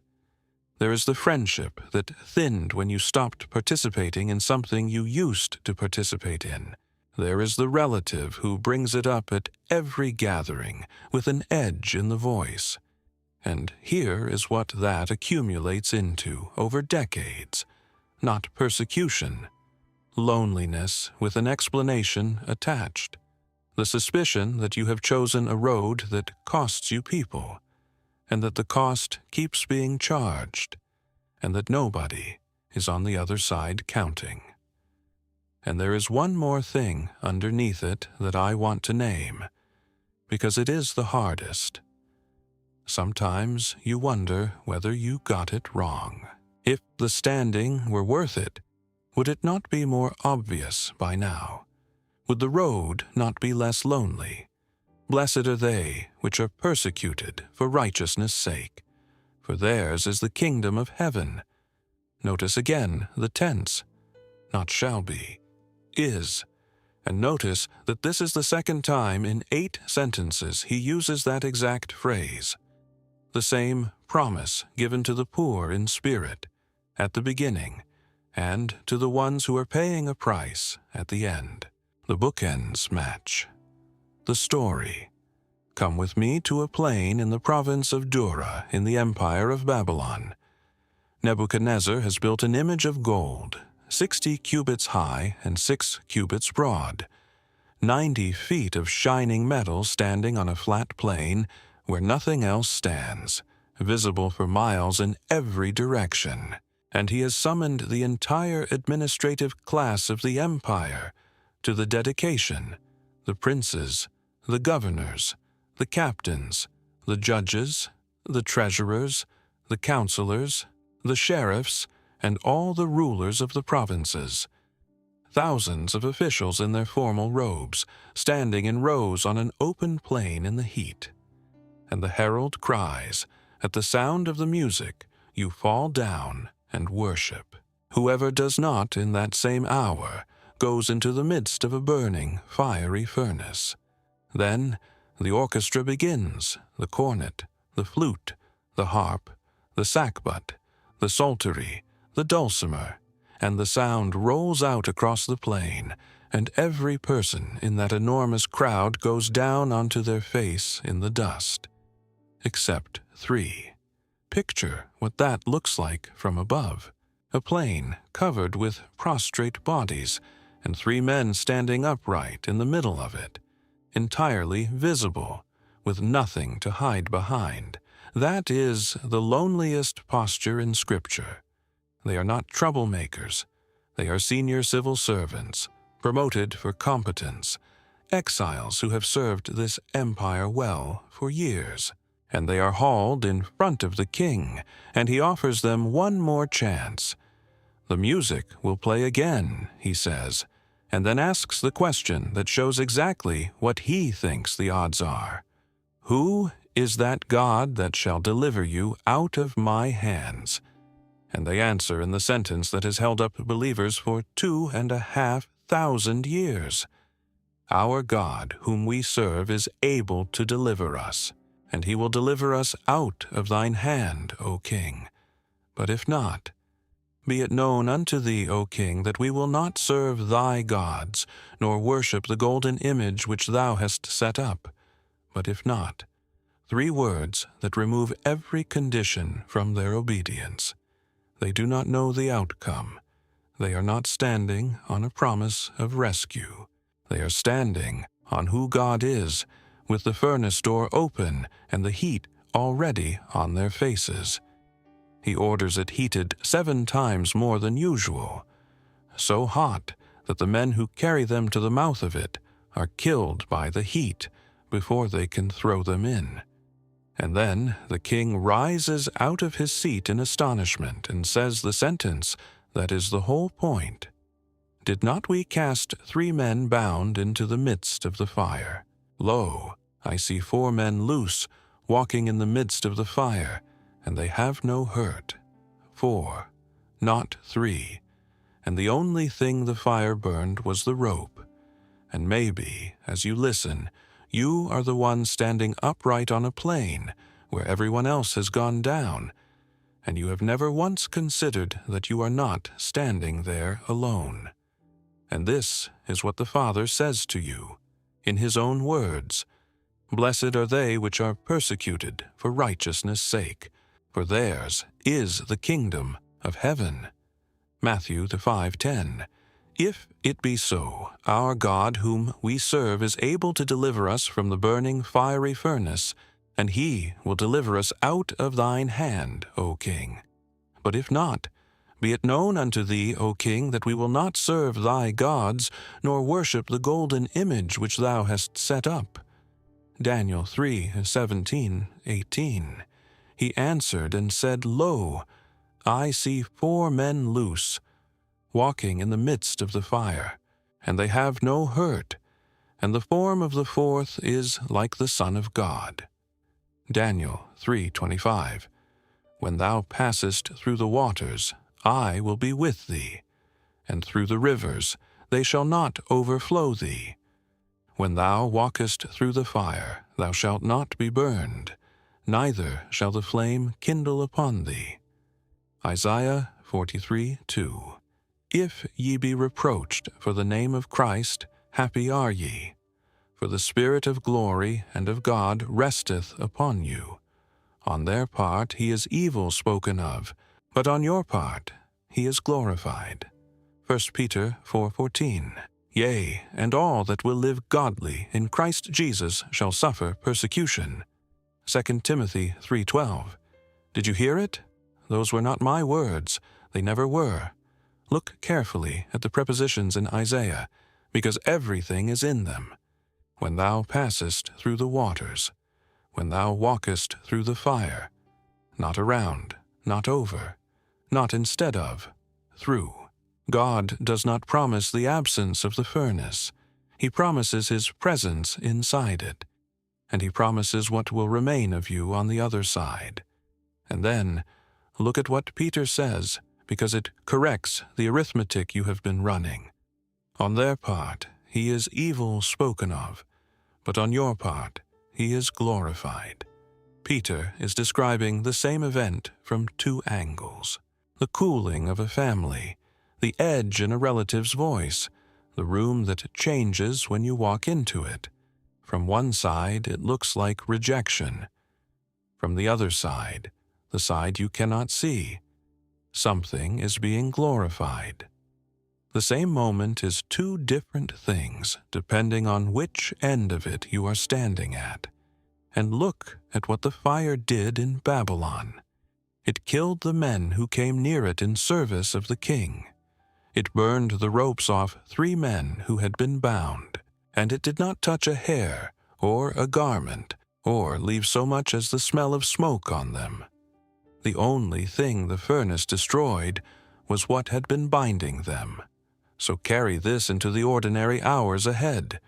You are not out of step because you took a wrong turn. You are standing upright on a plane where a great many people have gone down, and that posture is expensive, and it always has been. But there is a 4th figure in the fire with you, and there always has been, and the account is being kept somewhere other than in the room where you felt the temperature drop. The letter is not over. The Father has more to say to you. Blessed are ye when men shall revile you. The song in the inner prison.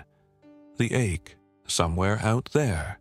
A version of you exists that you would not recognize. It was assembled by other people out of a partial account of one difficult season, and it has been circulating for years. You have never been shown it. You only know it exists because of the way certain people speak to you now. A slight formality, a hesitation before an answer, an invitation that stopped coming without explanation. Perhaps it came out of a church. Something happened, or something was said, and you left, or you were quietly moved aside, and you know without being told what was said about you in your absence. Nobody called to ask. They simply concluded. Perhaps it came out of a divorce, or a business that failed, or a decision about a parent's care that 4 other relatives disagreed with, and none of them had to make. Perhaps it was a single sentence you said once, when you were frightened and had no better words, that has been repeated ever since, as though it were the whole of you. And here is the particular cruelty of it. You cannot argue with a verdict that was never announced. There is no hearing. There is no transcript. There is nobody to write to. You are left cross-examining yourself in an empty room, defending your character to people who are not present and would not listen if they were. And there is a specific grief when the false account touches your faith, when someone has decided you are a hypocrite, when a child has told a story about your religion that made your whole life sound small and unkind, and told it to people who will never meet you and will now know you only as that. When the good you did is remembered as control, and the conviction you held is remembered as coldness. The 9th and longest beatitude is the one Jesus spent the most words on, and it is the only one he put into the second person. He stops saying, "Blessed are they." He turns and says, "Blessed are ye." He is no longer describing a category. He is looking at people and speaking to them directly, which is why it belongs in a letter like this one. And then he says something almost unbelievable. Rejoice and be exceeding glad. The story. Come with me to the Roman colony of Philippi in Macedonia. Paul and Silas have been dragged into the marketplace by a group of businessmen whose income has just disappeared, because Paul freed a slave girl they had been renting out as a fortune teller. The men do not mention their lost income. They dress the accusation in patriotism instead. These men, being Jews, do exceedingly trouble our city. The crowd rises. The magistrates tear the clothes off them and order them beaten with rods, a Roman flogging in a public square, in front of a shouting crowd, without a trial, without a hearing, without one single question asked about the actual facts. Then they are thrown into the inner prison, and their feet are put in the stocks. Understand what the inner prison was. Not a cell with a window. The innermost chamber of a Roman jail was a windowless stone room, often below ground level, where the air did not move. The stocks were not merely restraint. The ankles were spread painfully wide and fixed, so that a man could not shift his weight, could not lie in any position that gave relief, and could not tend his own wounds. Their backs are open. There is no medical attention. The floor is stone, and there is no possibility of appeal. Everyone in that town now has a version of these two men, and the version is agitators, foreigners, criminals who were beaten in the square, and there must have been a reason.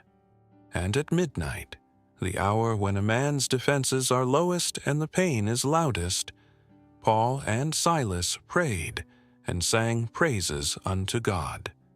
Sang in the stocks, with their backs laid open, in a stone room with no air, on the strength of nothing but who God is. And Luke adds a detail that is easy to read past and worth stopping on, and the prisoners heard them.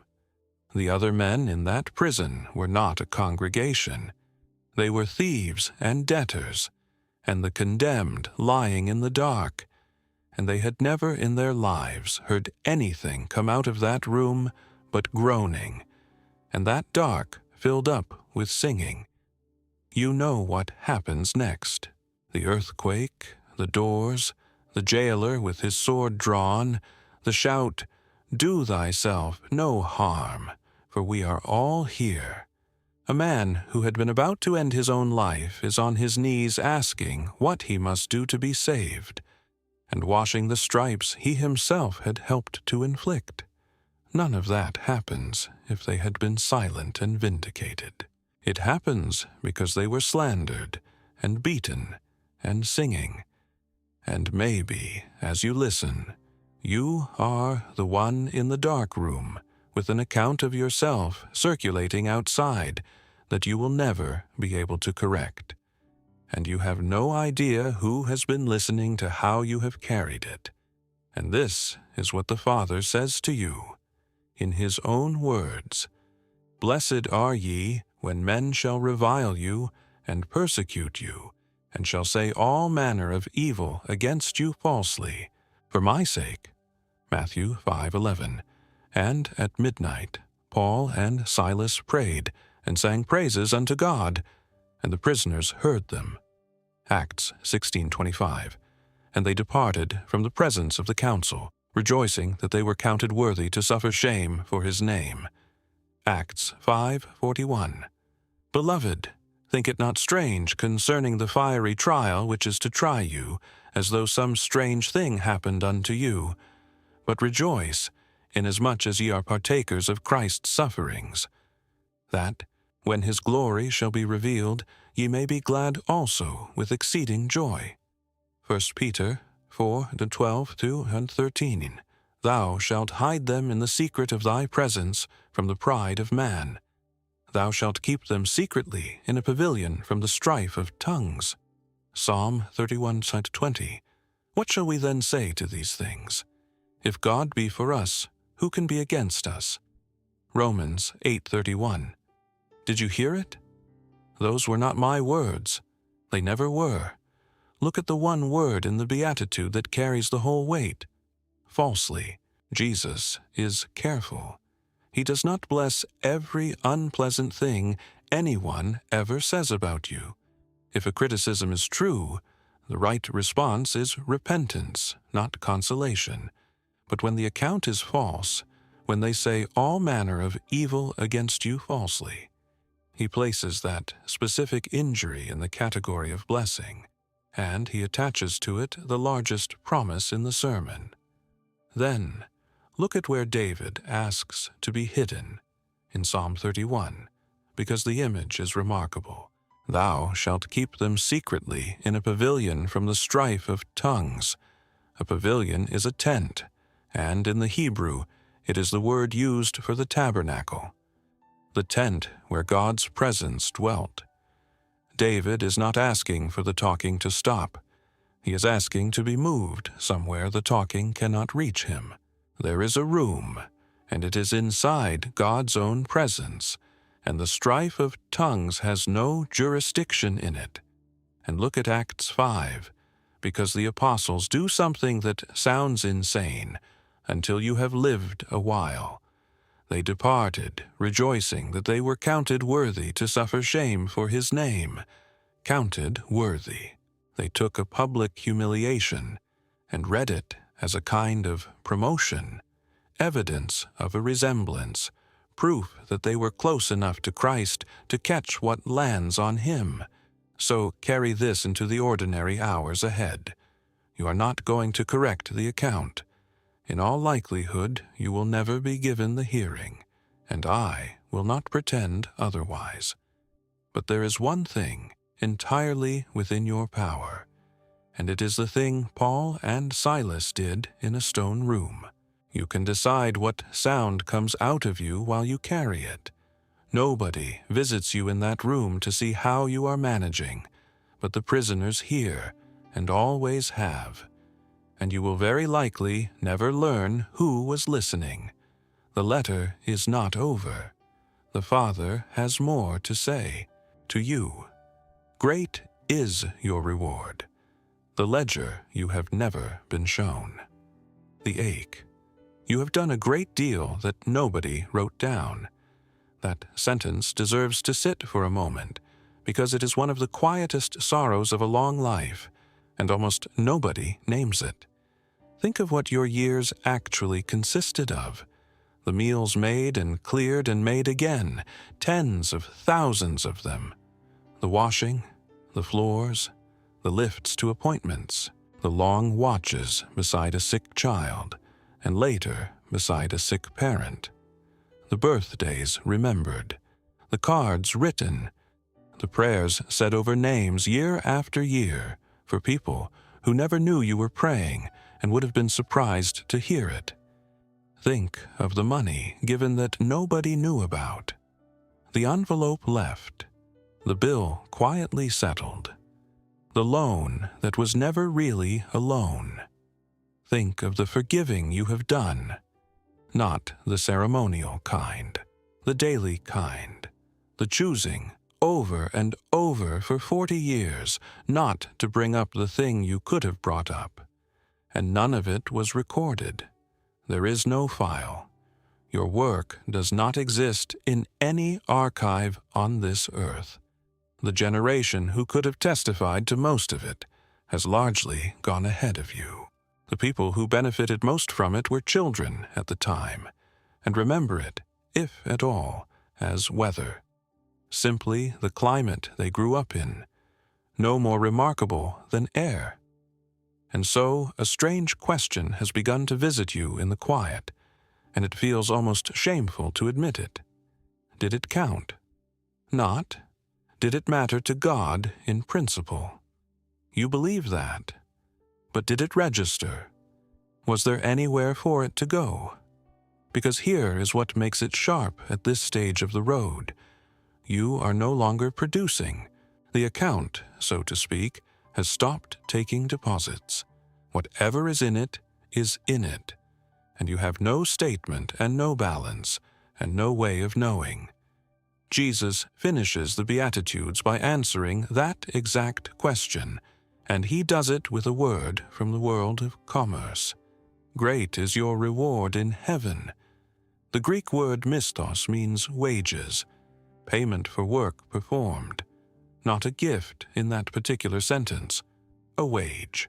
He is telling a hillside full of people whose entire lives went unrecorded that there is a payroll, and they are on it. The story, come with me to a barley field outside Bethlehem at the beginning of the harvest.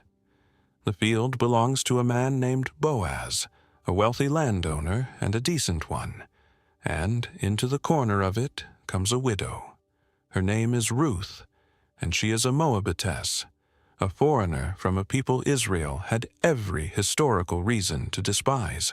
She married into an Israelite family that had come to Moab during a famine, and then every man in that family died. Her father-in-law, her husband's brother, and finally her husband. She has no children. She is left with her mother-in-law, Naomi, who is old and bitter, and has told the women of Bethlehem to stop calling her by her name, because the Almighty has dealt very bitterly with her. And Ruth, who could have gone home to her own mother's house and her own gods and a reasonable chance of remarriage, said the sentence instead, "Whither thou goest, I will go, and where thou lodgest, I will lodge. Thy people shall be my people, and thy God my God." Nobody made her do that. Nobody was watching. There was no advantage in it whatsoever. It was the single most generous thing in the book, and she did it in a foreign road with an audience of one grieving old woman. And now she is gleaning. Understand what gleaning was. The law commanded that a landowner not harvest to the very edges of his field, and not go back for what was dropped, so that the poor could follow the reapers and gather what was left.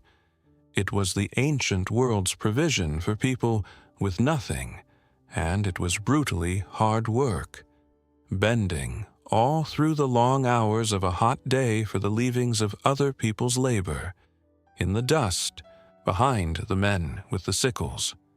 Boaz comes out to his field and asks the obvious question, "Whose damsel is this?" And what comes back is a report. His servant tells him who she is, and then tells him she has been on her feet since early and has not rested. Somebody had noticed. She did not know that.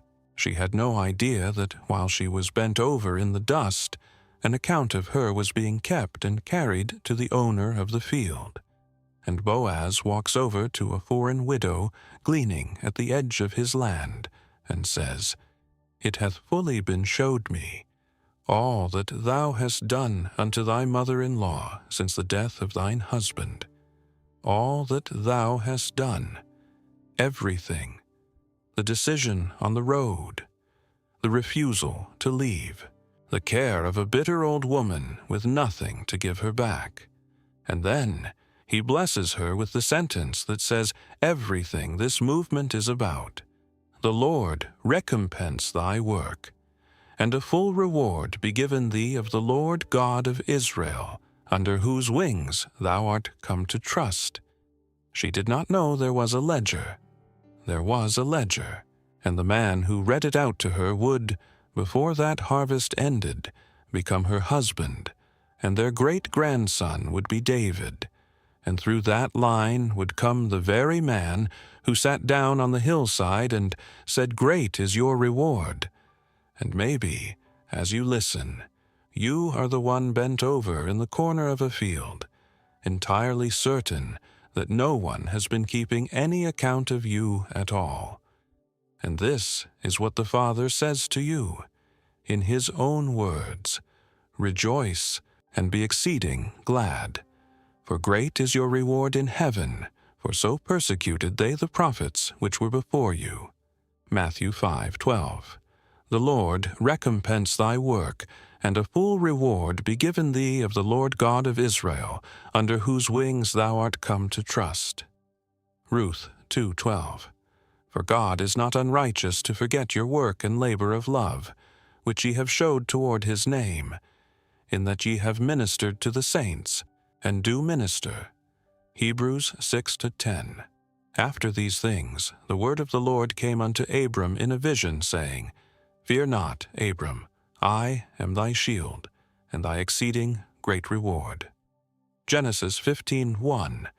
That thine alms may be in secret, and thy Father which seeth in secret himself shall reward thee openly. Matthew 6:4. And whatsoever ye do, do it heartily, as to the Lord, and not unto men, knowing that of the Lord ye shall receive the reward of the inheritance, for ye serve the Lord Christ. Colossians 3:23-24. Did you hear it? Those were not my words. They never were. Look at the strange construction in Hebrews because the writer chose it deliberately. He does not say God remembers your work. He says God is not unrighteous to forget it. He puts it in the negative and attaches it to God's own justice. Forgetting what you did would be a violation of who God is. It is not merely that he happens to have a good memory. It is that failing to account for your labor of love would make him something other than righteous, and he cannot be that. Your years are safe inside the character of God. That is a stronger vault than any archive on earth. Then look at Genesis, at what God says to Abram, because it saves this whole idea from becoming mercenary. I am thy shield, and thy exceeding great reward. Not I have a reward for you, I am the reward. Everything Jesus promises on that hillside terminates in a person, and the wages, when they are finally paid, turn out to be God himself. And then look at the tense in Colossians. Ye shall receive the reward of the inheritance. Wages and inheritance in one breath, earned and given at the same time, which no human accounting system has ever managed to hold together. So carry this into the ordinary hours ahead. The statement you have never been shown exists. The tens of thousands of small, unwitnessed, unthanked things that made up the actual substance of your life were not weather. They were work, and they were seen, and they were written down by someone who cannot forget them without ceasing to be righteous. And what you will be handed at the end is not a sum. It is the man who kept the ledger. The letter is not over. The Father has more to say to you. So persecuted they the prophets, the company you did not know you had joined. The ache, There is a loneliness that comes from believing you are the only one who has ever felt this. It is not the loneliness of an empty room. That kind you have learned to manage. The radio left on, the routine kept, the small errands invented to give a shape to the hours. This is different. This is the loneliness of thinking that your particular experience of God has been defective, and that everyone else got a better version, because you have been down in something. Perhaps you still are. And what makes it worse is that you cannot square it with what you were taught to expect. You were taught that faith brings peace, and you have had long seasons without any. You were taught that God answers, and you have prayed about one thing for 30 years and watched nothing move. You were taught that the Christian life gets steadier as it goes, and instead, you have found the ground less certain in the last 10 years than it was in the first 10. You have sat in a service and sung words you did not feel, and looked around at faces that seemed to be feeling them, and thought, "Something in me is broken that is not broken in them." And that thought is the pit, not the trouble itself, the isolation of the trouble. The conviction that the saints who did this properly did not have hours like yours. So hear what Jesus put at the very end of the Beatitudes, after the last blessing, as the final word on the whole list. "For so persecuted they the prophets which were before you." Look at what he is doing. He is not explaining the suffering. He is not justifying it. He is doing something far more human than that. He is telling a hillside of struggling people the name of the company they have joined. He is saying, "This hurts exactly as much as you think it does. And every single person who ever carried my word carried this too, and you are standing in a very long line. You have not been given a defective version of the faith. You have been given the standard one, and nobody warned you. The story. Come with me down into a cistern in the courtyard of the prison in Jerusalem, in the last year before the city fell. Jeremiah has been a prophet for 40 years. 40 years. Longer than most careers, longer than most marriages. And in the whole of that time, not one person repented at his word. Not one. He was told at his calling that they would not listen, and they did not. He was never married. God told him not to marry, so that his empty house would itself be a sermon. He was mocked in the street by people who had known him since he was a boy. He was put in the stocks by a priest. His own hometown of Anathoth plotted to kill him. He was beaten, and through all of it, he kept saying the one thing nobody wanted to hear, that the city would fall, and that surrender was the only mercy left. And now, because he has said it once too often during a siege, the princes have taken him and let him down with cords into a cistern. Understand what that is. A cistern was a bell-shaped pit cut into rock, plastered and used to store rainwater.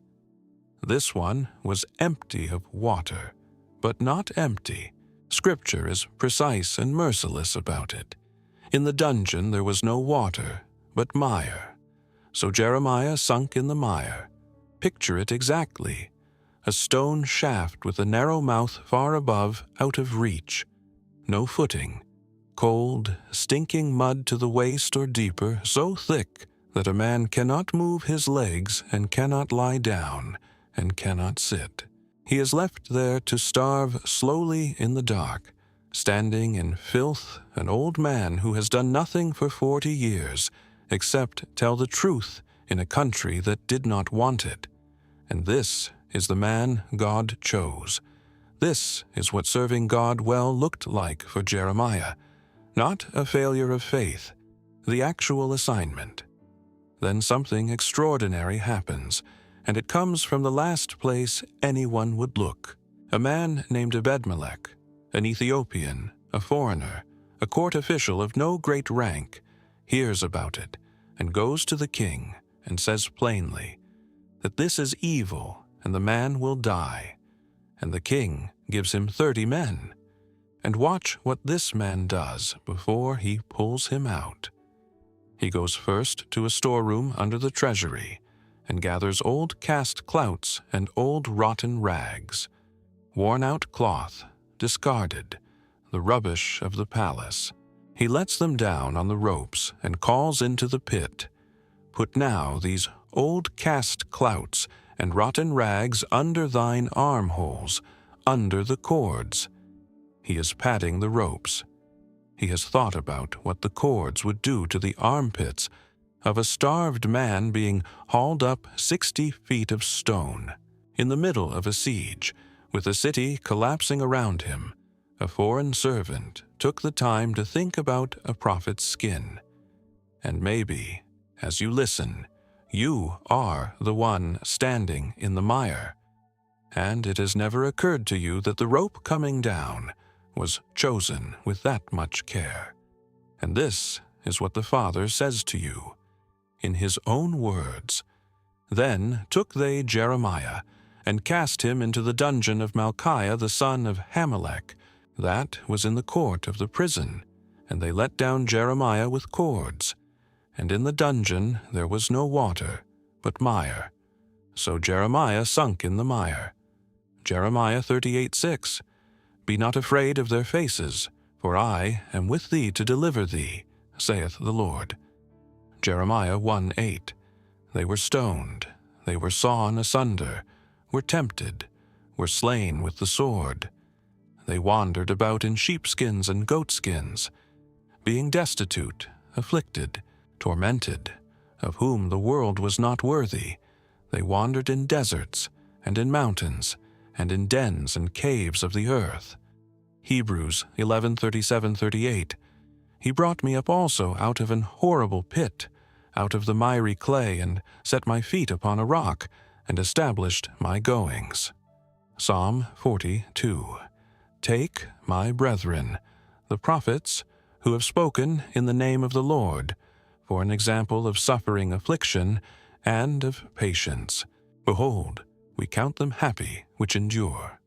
James 5:10-11. Thou drewest near in the day that I called upon thee. Thou saidst, Fear not. Lamentations 3:57. Did you hear it? Those were not my words. They never were. Look at the parenthesis in Hebrews, because it is the most stunning aside in the New Testament. The writer lists people who were stoned, sawn asunder, destitute, wandering in sheepskins and hiding in caves, and then he stops the sentence and puts in 4 words as though he could not help himself. Of whom the world was not worthy. Read that again with your own life in view. The world looked at those people and saw failures, fugitives, embarrassments, men in caves. God looked at the same people and said the world was not good enough to have them.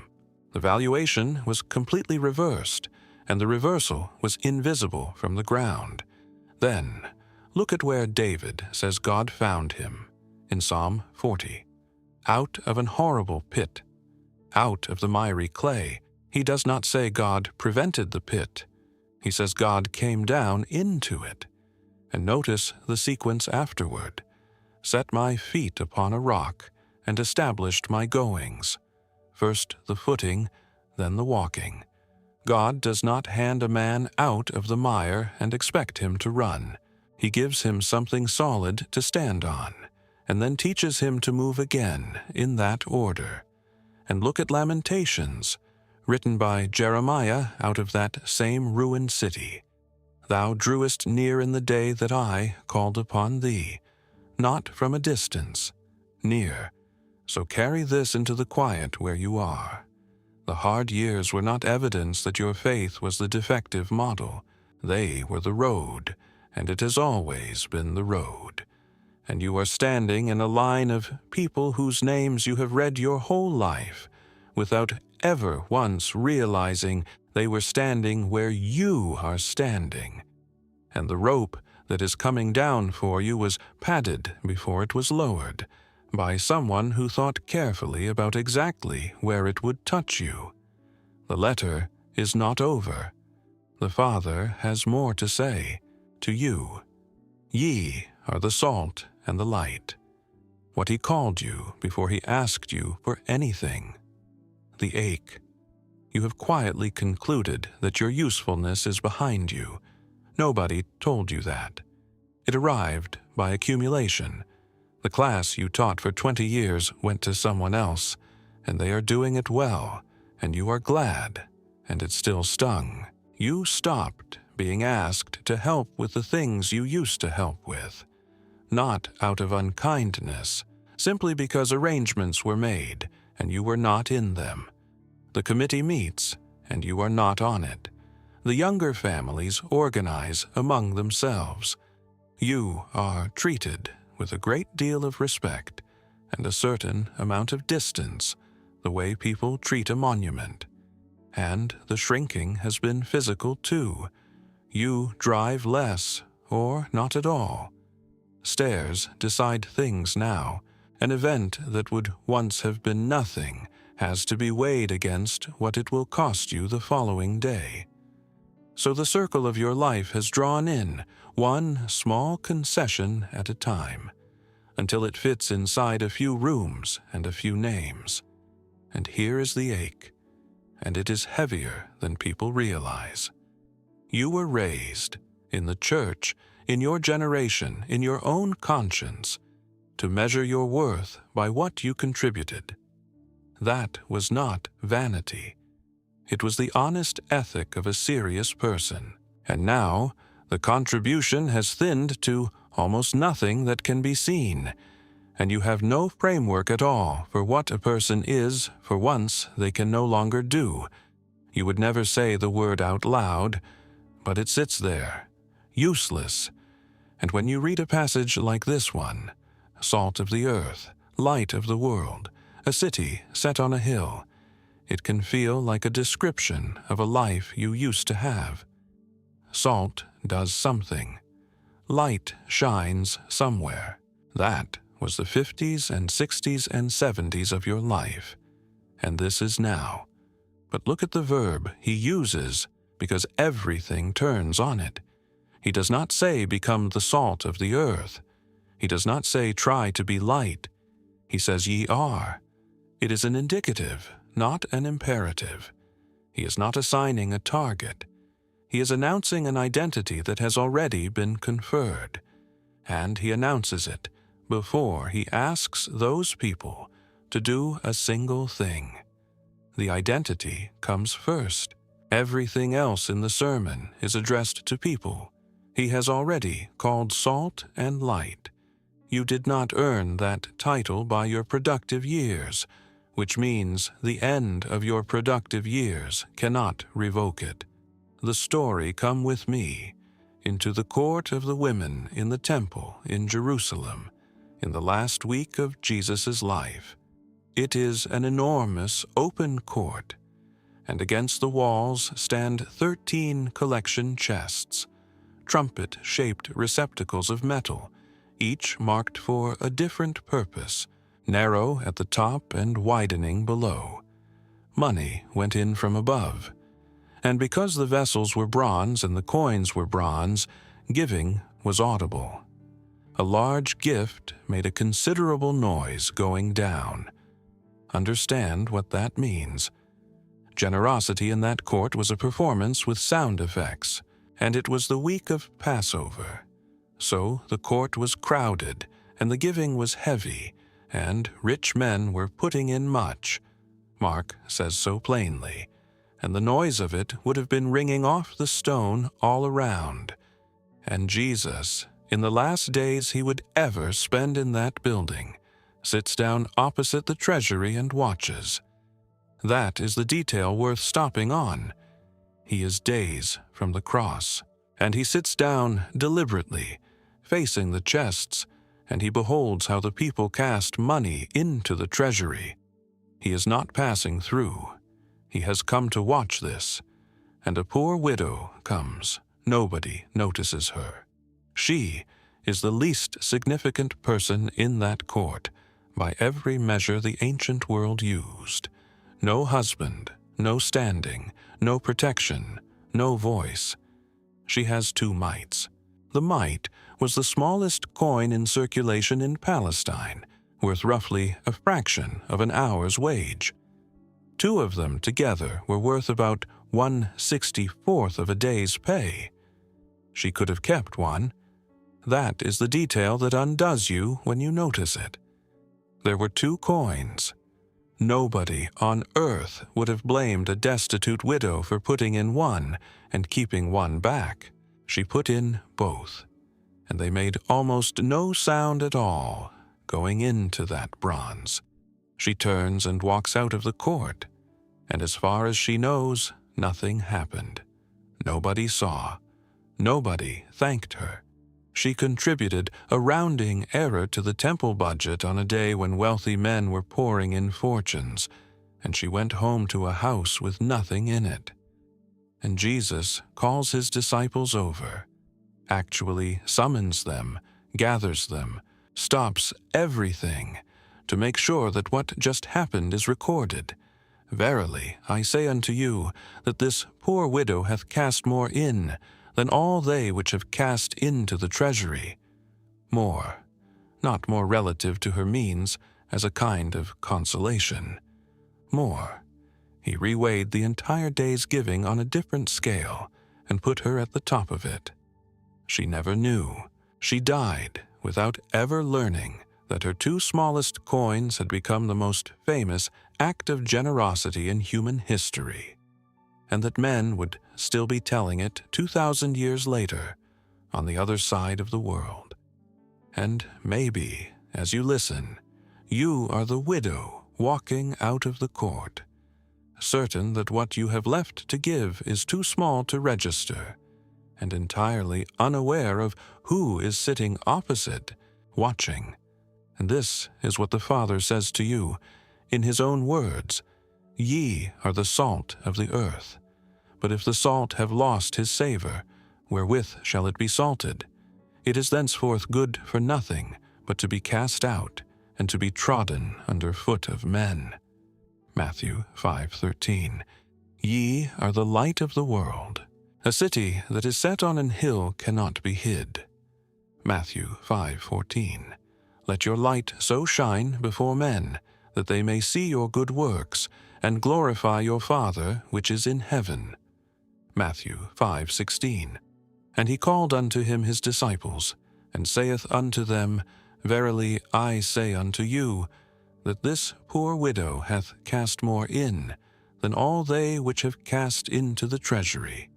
For all they did cast in of their abundance, but she of her want did cast in all that she had, even all her living. Mark 12:43-44. But we have this treasure in earthen vessels, that the excellency of the power may be of God, and not of us. 2 Corinthians 4:7. That ye may be blameless and harmless, the sons of God without rebuke, in the midst of a crooked and perverse nation, among whom ye shine as lights in the world. Philippians 2:15. Did you hear it? Those were not my words. They never were. Consider what salt actually did in that world. It was extraordinarily valuable. Roman soldiers were sometimes paid in it, which is where our word salary comes from, and it did 2 things. It preserved and it seasoned. Before refrigeration, salt was the only thing standing between a piece of meat and rot, and it worked by being rubbed in, buried in the flesh, entirely invisible. Nobody applauds salt. Salt works buried. That is the first half of what a believer is in the world, and almost all of it is hidden. The presence that keeps a family from becoming as cynical as it was heading toward being, the steadiness that slows the decay on a street, the prayer said in a chair over a name, And notice that Jesus never says salt can be used up. He says it can lose its savor. That Dead Sea salt gathered impure could leach out and leave a white powder that looked exactly like salt and did nothing. The danger he names is not diminishment. It is indistinguishability. Losing your strength is not losing your savor. Then, look at the earthen vessel Paul describes. A clay pot in that world was the cheapest object in a house. No beauty, easily chipped, replaceable. The container you did not think twice about. And into that, God put treasure. And Paul states the reason outright, that the excellency of the power may be of God and not of us. You have spent a long life apologizing for the cracks in the pot. The cracks are how the light gets out. So carry this into the ordinary hours ahead. Your capacity has changed. Your identity has not. He said, "Ye are" before. He said, "Do anything," and he said it to fishermen and farmers with nothing to their name. The 2 coins are not too small. There is someone sitting opposite the treasury, and he has not moved. The letter is not over. The Father has more to say to you. Theirs is the kingdom, the place at the table that was already set. The ache. You have believed for most of your life that you were tolerated rather than wanted. That is a hard sentence to hear about yourself, and you may resist it for a moment, but stay with it, because there is a difference between believing that God saved you and believing that God likes you, and a great many faithful people go the whole distance without ever closing that gap. You know the shape of it in ordinary life. You have been the guest who was invited out of politeness. You have been the relative who was included because it would have looked bad not to. You have sat at tables where the conversation went on around you and nobody asked you anything, and you were perfectly welcome and entirely unnecessary. And if you were raised in a certain kind of household, you learned very early to earn your place at any table by being useful, by helping, by not being difficult, by making sure you were never a burden. So you have carried that arrangement into your faith without ever examining it. You believe God let you in. You believe He is good and just and merciful. And you believe, somewhere underneath, that your place at His table is conditional on your not being too much trouble, and that if the ledger were opened, He would find you a marginal case. And this season sharpens it, because you are less able to be useful now, and you need more help than you give. And if a place at a table is something a person earns by being of use, then the logic runs the wrong way for you now, and you can feel it running. That is why the 1st and 8th Beatitudes matter so much. Twice, at the opening and at the close, Jesus uses the same phrase, and both times He puts it in the present tense. Theirs is the kingdom of heaven, not shall be, is. He is not describing a place you are working toward.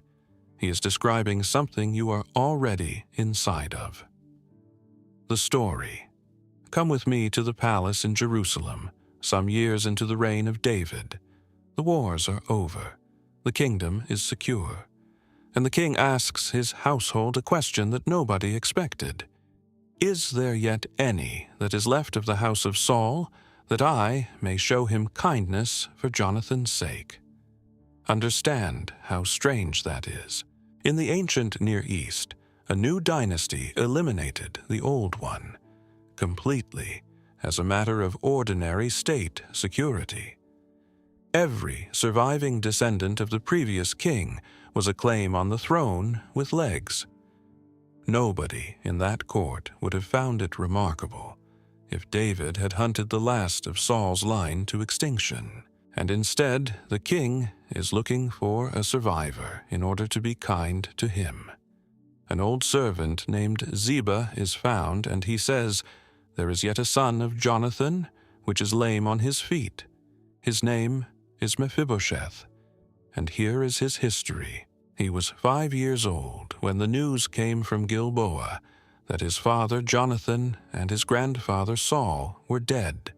His nurse picked him up and ran, because everyone in that household knew what happened to royal children when a dynasty fell. And as she ran, she dropped him.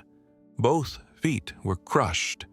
He was crippled for the rest of his life by the accident of being carried out of a disaster he was too small to understand.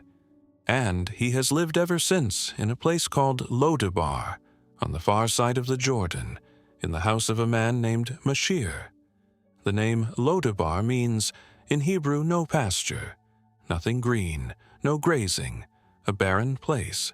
He has spent his entire adult life hiding in a barren country, disabled, dependent on someone else's charity, carrying a name that would get him killed if the wrong person heard it.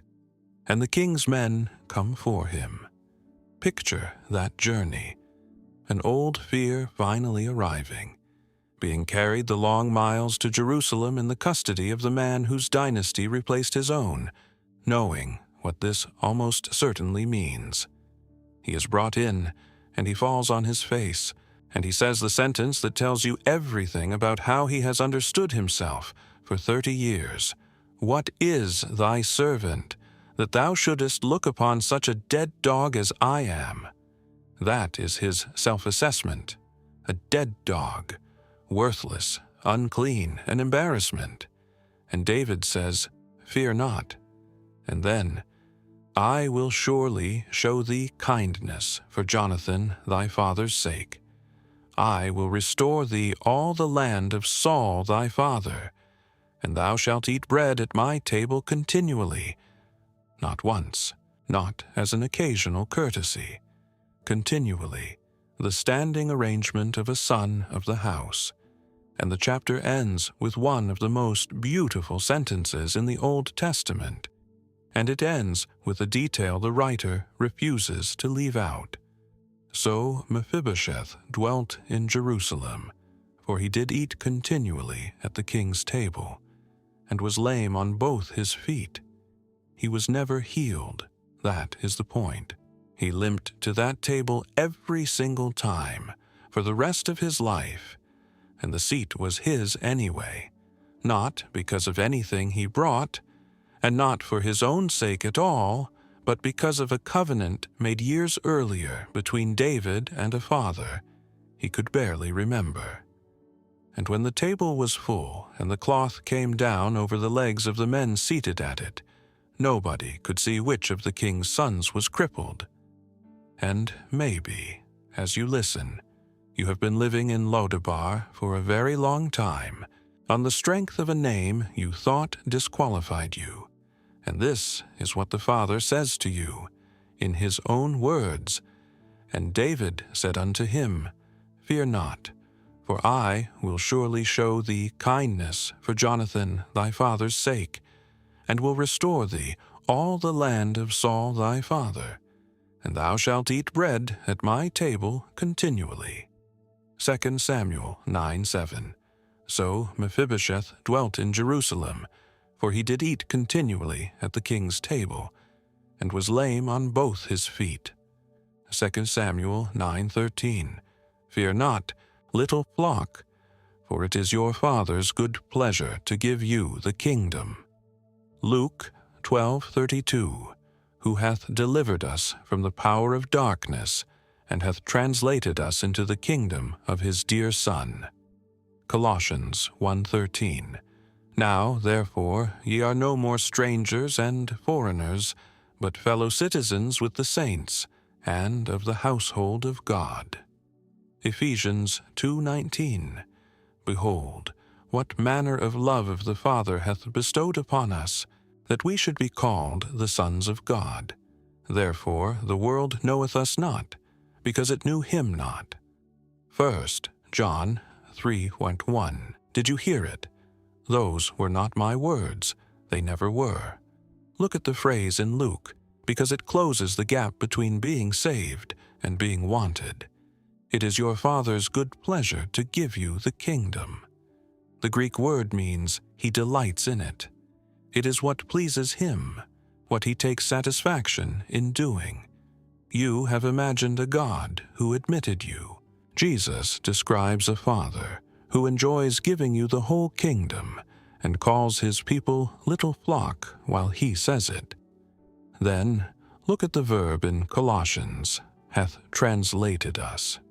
It is the word used in the ancient world for the wholesale transfer of a population from one kingdom to another, an act of state carried out by a power with the people themselves doing none of the moving.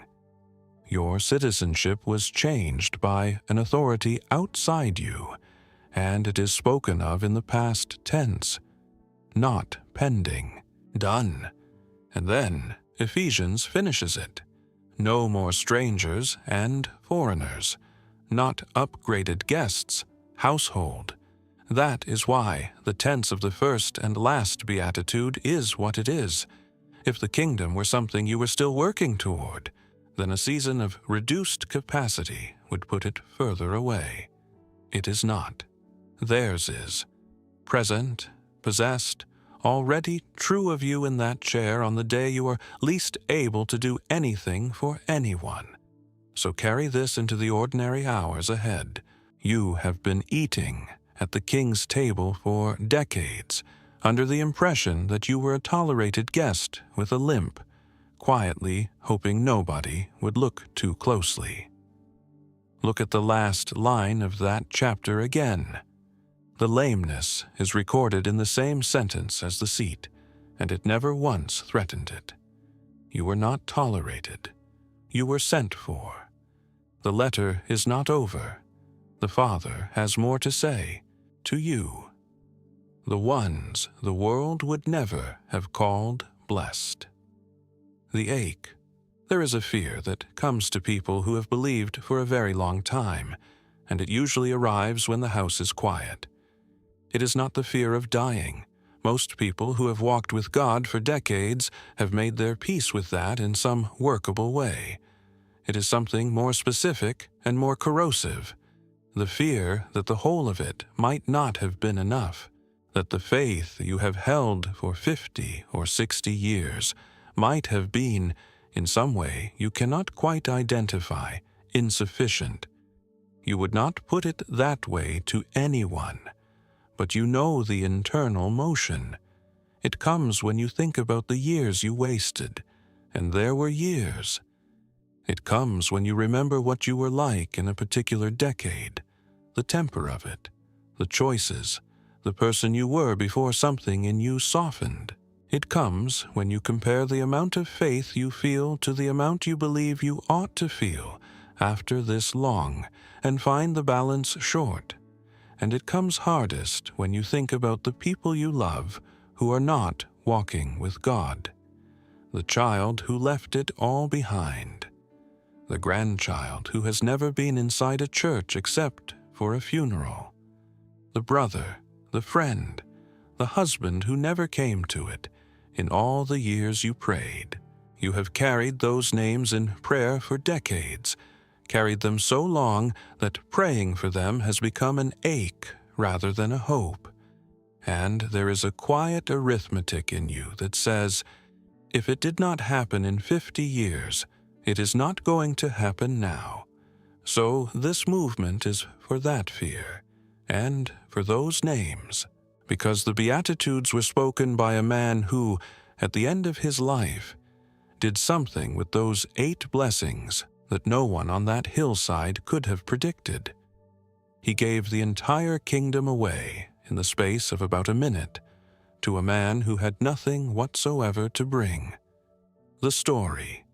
Come with me to a low rise outside the wall of Jerusalem, at the place they called the Skull. There are 3 crosses. Roman crucifixion was not high and dramatic, the way paintings show it. The condemned were often only a few feet off the ground, close enough for the crowd to speak to them and be answered. It was designed that way. The humiliation was the point. The man on one side is a thief. The Greek word means a brigand, a violent robber, the sort who worked the roads. He has done enough to earn the worst execution the ancient world had devised, and he says so himself. He begins where everyone else begins. Both of the men crucified with Jesus mocked him at the start. Matthew and Mark say so plainly. He joined in the abuse. And then, at some point over the next hours, something reaches him. He watches. That is all he has left to do. He watches the soldiers gamble for the clothing. He hears the crowd shouting at the man in the middle to come down and prove it. He hears the religious leaders. And he hears what comes out of the mouth of the man beside him, which is not cursing, and is not defense, and is not a demand. Father, forgive them, for they know not what they do. And something turns. He speaks first to the other criminal, and rebukes him. Dost not thou fear God, seeing thou art in the same condemnation? And we indeed justly, for we receive the due reward of our deeds. But this man hath done nothing amiss. He has no theology. He has no scripture. He has no record. He has spent his entire life on the wrong side of every law of God and man.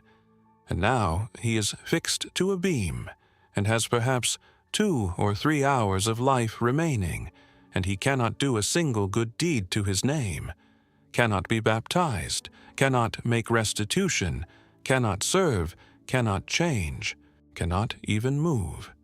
He has empty hands in the most literal sense that any human being has ever had them. And he turns his head, which is nearly all the movement available to him, and says, Lord, remember me when thou comest into thy kingdom. That is it. That is the whole prayer. Not save me. Not give me anything. Just, when you come into what is yours, do not let me be the one you forget. He is asking a dying man for a place in a kingdom that, from where he is hanging, is the least visible thing in the universe. And the answer comes immediately, with no conditions attached, and no probationary period, and no assessment of the record. Verily, I say unto thee, today shalt thou be with me in paradise. Look at what just happened. Every beatitude in one man.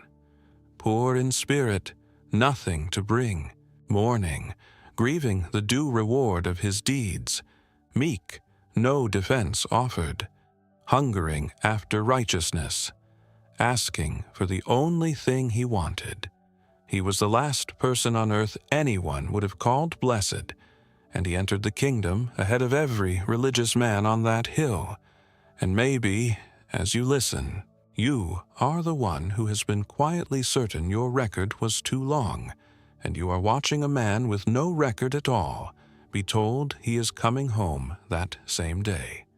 And this is what the Father says to you, in his own words. And he said unto Jesus, Lord, remember me when thou comest into thy kingdom. And Jesus said unto him, Verily I say unto thee, today shalt thou be with me in paradise. Luke 23:42-43. But God hath chosen the foolish things of the world to confound the wise, and God hath chosen the weak things of the world to confound the things which are mighty, and base things of the world, and things which are despised, hath God chosen, yea, and things which are not, to bring to naught things that are. 1 Corinthians 1:27-28. Behold, I have graven thee upon the palms of my hands, thy walls are continually before me. Isaiah 49:16. He healeth the broken in heart, and bindeth up their wounds. Psalm 147:3. For whosoever shall call upon the name of the Lord shall be saved. Romans 10:13. Let your conversation be without covetousness, and be content with such things as ye have. For he hath said, I will never leave thee, nor forsake thee. Hebrews 13:5. Did you hear it? Those were not my words. They never were. Look at the word whosoever in Romans, because it is the widest word in Scripture. Paul does not narrow it anywhere. Not whosoever has been faithful for 50 years. Not whosoever has a clean record or a full memory of Scripture or a steady feeling of God's presence or enough time left to prove it. Whosoever shall call. The only requirement is a voice, and the thief on the cross proves that even a whisper from a man with hours to live is enough. Then, look at what God says through Isaiah about his hands. Graven thee upon the palms of my hands. The Hebrew word is not written or drawn. It is cut, engraved, incised, the way an inscription is put into stone so that it cannot be removed. And then consider where the marks of that engraving were finally, literally placed. The man who said to the thief today, Shalt thou be with me, was at that moment being pinned to a beam through both palms, and he carried those marks into the resurrection and showed them to Thomas 8 days later. Your name is not on a list somewhere that could be revised. It is cut into the hands of God. So carry this into the ordinary hours ahead, and carry it especially for those names you have been praying over for decades. If a violent man with no record, no time, and no ability to do a single good thing could be given the whole kingdom in the last hour of his life on the strength of 11 words, then the arithmetic you have been running about the people you love is not the real arithmetic. You do not know what is reaching them. You do not know what they are watching. Keep saying the names. The man who answered that thief has not changed his policy. The letter is not over. The Father has more to say to you. When he was come down from the mountain, the first thing he did after saying it all, the ache. There's a distance you have felt between the beautiful words and your actual life, and you have felt it for years. You have heard the Beatitudes read aloud 100 times. You have heard them at funerals and in services and on the radio, and every time some part of you has responded to how good they are. And then the reading ended, and you drove home, or you switched the set off, or you got up from the chair and the words stayed behind in the place where they were read. That is the ache I want to name at the end of this letter. It is the fear that all of this, the blessing on the empty-handed, the comfort promised to those who mourn, the seat at the table, the ledger that was kept, is true in the way that beautiful things are true, true in a church, true in principle, true somewhere, but not true in the way a thing is true when it comes through your own door and touches your own body and changes what happens on an ordinary day in your own house, because the room you are sitting in has not changed while you have been listening. The chair is the same chair. The name you have been praying over is still not calling. The thing in your body is still doing what it does. The person who is gone is still gone. So we are going to finish where Matthew finishes, with what happened when the sermon ended, because the crowd came down off that hill, and the very first thing Jesus did at the bottom answers this ache better than any argument could. The story. Come back to the slope one last time. He has been speaking for something like 20 minutes, 3 chapters of Matthew, roughly 2,300 words in English. He has blessed the poor in spirit and the mourners and the meek. He has told them about salt and light and anger and prayer and the birds and the lilies and the two builders. And Matthew records what happened to that hillside when he stopped. The people were astonished at his doctrine, for he taught them as one having authority, and not as the scribes. The scribes taught by citation. Rabbi Hillel said, and Rabbi Shammai said, and the tradition holds. It was scholarship, and it was careful, and it never once stood on its own feet. And this man had spent 20 minutes saying, "But I say unto you," and it had gone through that crowd like a current. And then he stands up, and he comes down the mountain, and the multitudes follow him. Picture that descent. Hundreds of people coming down a grassy slope in a loose crowd, talking, still turning over what they have heard, children running ahead, the lake below them. And there, at the bottom, waiting where the path came out, is a leper. Understand what that meant. Leprosy in that world was not only a disease, it was a legal and religious status. The law required him to live outside the town. It required him to wear torn clothes and leave his head bare and cover his upper lip. It required him, whenever anyone approached, to cry out, "Unclean, unclean," to announce himself as a walking contamination so that people could get away from him in time, which means this man has not been touched in years, not by a wife, not by a child, not by a friend or a physician or a priest.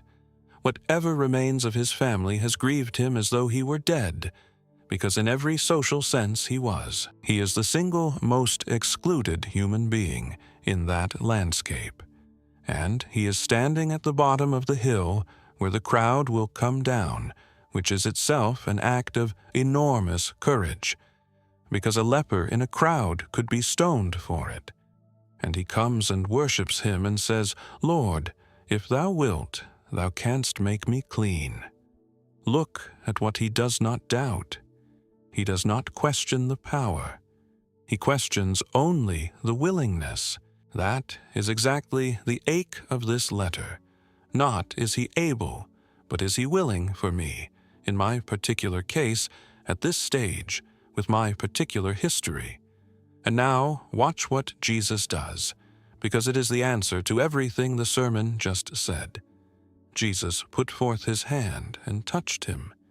He did not have to. He healed a centurion's servant later in that same chapter from another town entirely, with a word, at a distance. He could have spoken. He could have said, "Be clean," from 6 feet away, and the man would have been whole. He reached out and put his hand on the skin of a man whose whole identity was that nobody could touch him. And by every rule of ceremonial law in that country, the uncleanness should have traveled up the arm. That is how it worked. Contact with the unclean made you unclean. And in this case, it ran the other way. The cleanness went down the arm instead, and the leprosy went out of him. And Matthew says immediately. And then, the 3 words that Jesus said while his hand was still on him, "I will. Be thou clean. I will. Not only am I able, I want to." That is what the man who preached the Beatitudes did with his first free moment after preaching them. He did not go up to a quieter place to rest. He came down into the crowd and put his hand on the one person in Galilee who was certain no one would ever touch him again. And maybe, as you listen, you are the one standing at the bottom of the hill, never doubting that he could, only quietly unsure whether he would want to. And this is what the Father says to you, in his own words. And it came to pass, when Jesus had ended these sayings, the people were astonished at his doctrine, for he taught them as one having authority, and not as the scribes. Matthew 7:28-29. When he was come down from the mountain, great multitudes followed him. And, behold, there came a leper and worshipped him, saying, Lord, if thou wilt, thou canst make me clean. And Jesus put forth his hand and touched him, saying, I will, be thou clean. And immediately his leprosy was cleansed. Matthew 8:1-3. A bruised reed shall he not break, and the smoking flax shall he not quench. He shall bring forth judgment unto truth. Isaiah 42:3. The Lord thy God in the midst of thee is mighty. He will save. He will rejoice over thee with joy. He will rest in his love. He will joy over thee with singing. Zephaniah 3:17. Being confident of this very thing, that he which hath begun a good work in you will perform it until the day of Jesus Christ. Philippians 1:6. The Lord bless thee and keep thee. The Lord make his face shine upon thee, and be gracious unto thee. The Lord lift up his countenance upon thee, and give thee peace. Numbers 6:24-26. Did you hear it? Those were not my words. They never were. Look at Isaiah's two pictures, because they are both about things that are almost finished. A bruised reed is a marsh stalk that has been trodden on, still standing, but bent and split. No use to anyone. The ordinary thing is to snap it off and throw it away. Smoking flax is a lamp wick that has burned down until there is no flame left, only a thread of smoke and a smell in the room. The ordinary thing is to pinch it out, and the promise is that he does the opposite of the ordinary thing in both cases. He does not finish off what is nearly finished. He straightens the reed, and he fans the wick. Then look at Zephaniah, at a sentence so unexpected that people have stumbled over it for centuries. He will rejoice over thee with joy. He will joy over thee with singing. The Hebrew describes an audible, exuberant gladness, the kind of thing a person does at a wedding. God singing over you. You have spent a long life hoping to be tolerated by him. Scripture says he sings. And then Philippians settles the ache this movement began with. He which hath begun a good work in you will perform it. The word means to bring to completion, to carry all the way through to the finish. The work in you is not yours to finish, and it was never going to be measured by how much of it you could see from inside the chair. It is his work, begun by him, guaranteed by him, and he does not abandon projects. So carry this into the ordinary hours ahead. Carry it as the last thing this letter gives you. He came down off that hill, and the first hand he put out was to the person furthest from any human touch. That is who he is, not merely able, willing. And whatever else has changed in your life, that has not and it will not, and it holds all the way to the end. The letter is not over. The Father has more to say to you. Before this letter is sealed, take the whole of it with you, not the arguments, the lines. Here is how they would sound walking down that slope, with the lake behind you. Blessed. Not a report on what remains in your house, a report on who has attached himself to your life and will not be detached from it. Blessed are the poor in spirit. Empty hands are the only hands that can receive. Yours qualify. Theirs is the kingdom of heaven, present tense already, in the chair on the day you can do nothing for anyone. Blessed are they that mourn, every tear collected, and a comforter who comes and sits down beside you rather than hurrying you out of it. Blessed are the meek. You did not drop the case. You deposited it with the only judge who cannot be misled. Blessed are they which do hunger and thirst. The ache you took as evidence against you is the one appetite that came with a guarantee. Blessed are the merciful. nothing dissolved. Not 1 hour in that chair beside that bed. Blessed are the pure in heart. He saw you under the tree, and he called you his after he looked, not before. Blessed are the peacemakers. Your half is paid. The rest was never assigned to you. Blessed are they which are persecuted. There is a 4th figure in the fire, and the only thing burning is the rope. Blessed are ye when men shall revile you falsely. You cannot correct the account. You can decide what sound comes out of the room, and the prisoners hear. Great is your reward. There is a ledger, and forgetting it would make God something other than righteous. So persecuted they the prophets. The rope was padded before it was lowered. Ye are the salt of the earth. Losing your strength is not the same as losing your savor. Thou shalt eat bread at my table continually. The lameness is written in the same sentence as the seat, and it never once threatened it. Today shalt thou be with me in paradise. 11 words from a man with nothing, and the kingdom was given. I will. Be thou clean. Not only able, willing. He is still seated on that hillside. He is still teaching, and the blessing still lands where you actually are. Before this letter is sealed, there is one thing I would ask of you, and it has nothing to do with me. Somebody came into your mind while you were listening. Perhaps it was during the ache about grief that has outrun the calendar. Perhaps it was when the widow put in both coins. Perhaps it was when Mephibosheth limped to the table, and you knew that limp. Send this letter to them.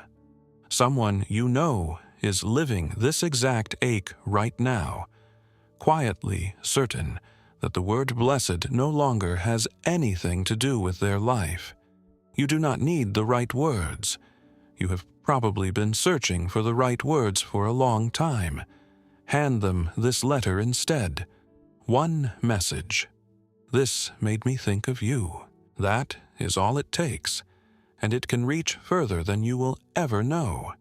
And if you would like to stay for what comes next, a like carries this letter further, and the subscription simply keeps your place in the family of these letters. One tap, and it is done. And finish this sentence in the comments. Father, thank you for. May you carry this letter with you, folded inside your heart, sealed by his promise. This was a letter from the Father.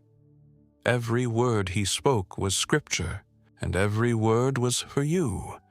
Until the next letter, you are loved, you are seen, and you are his.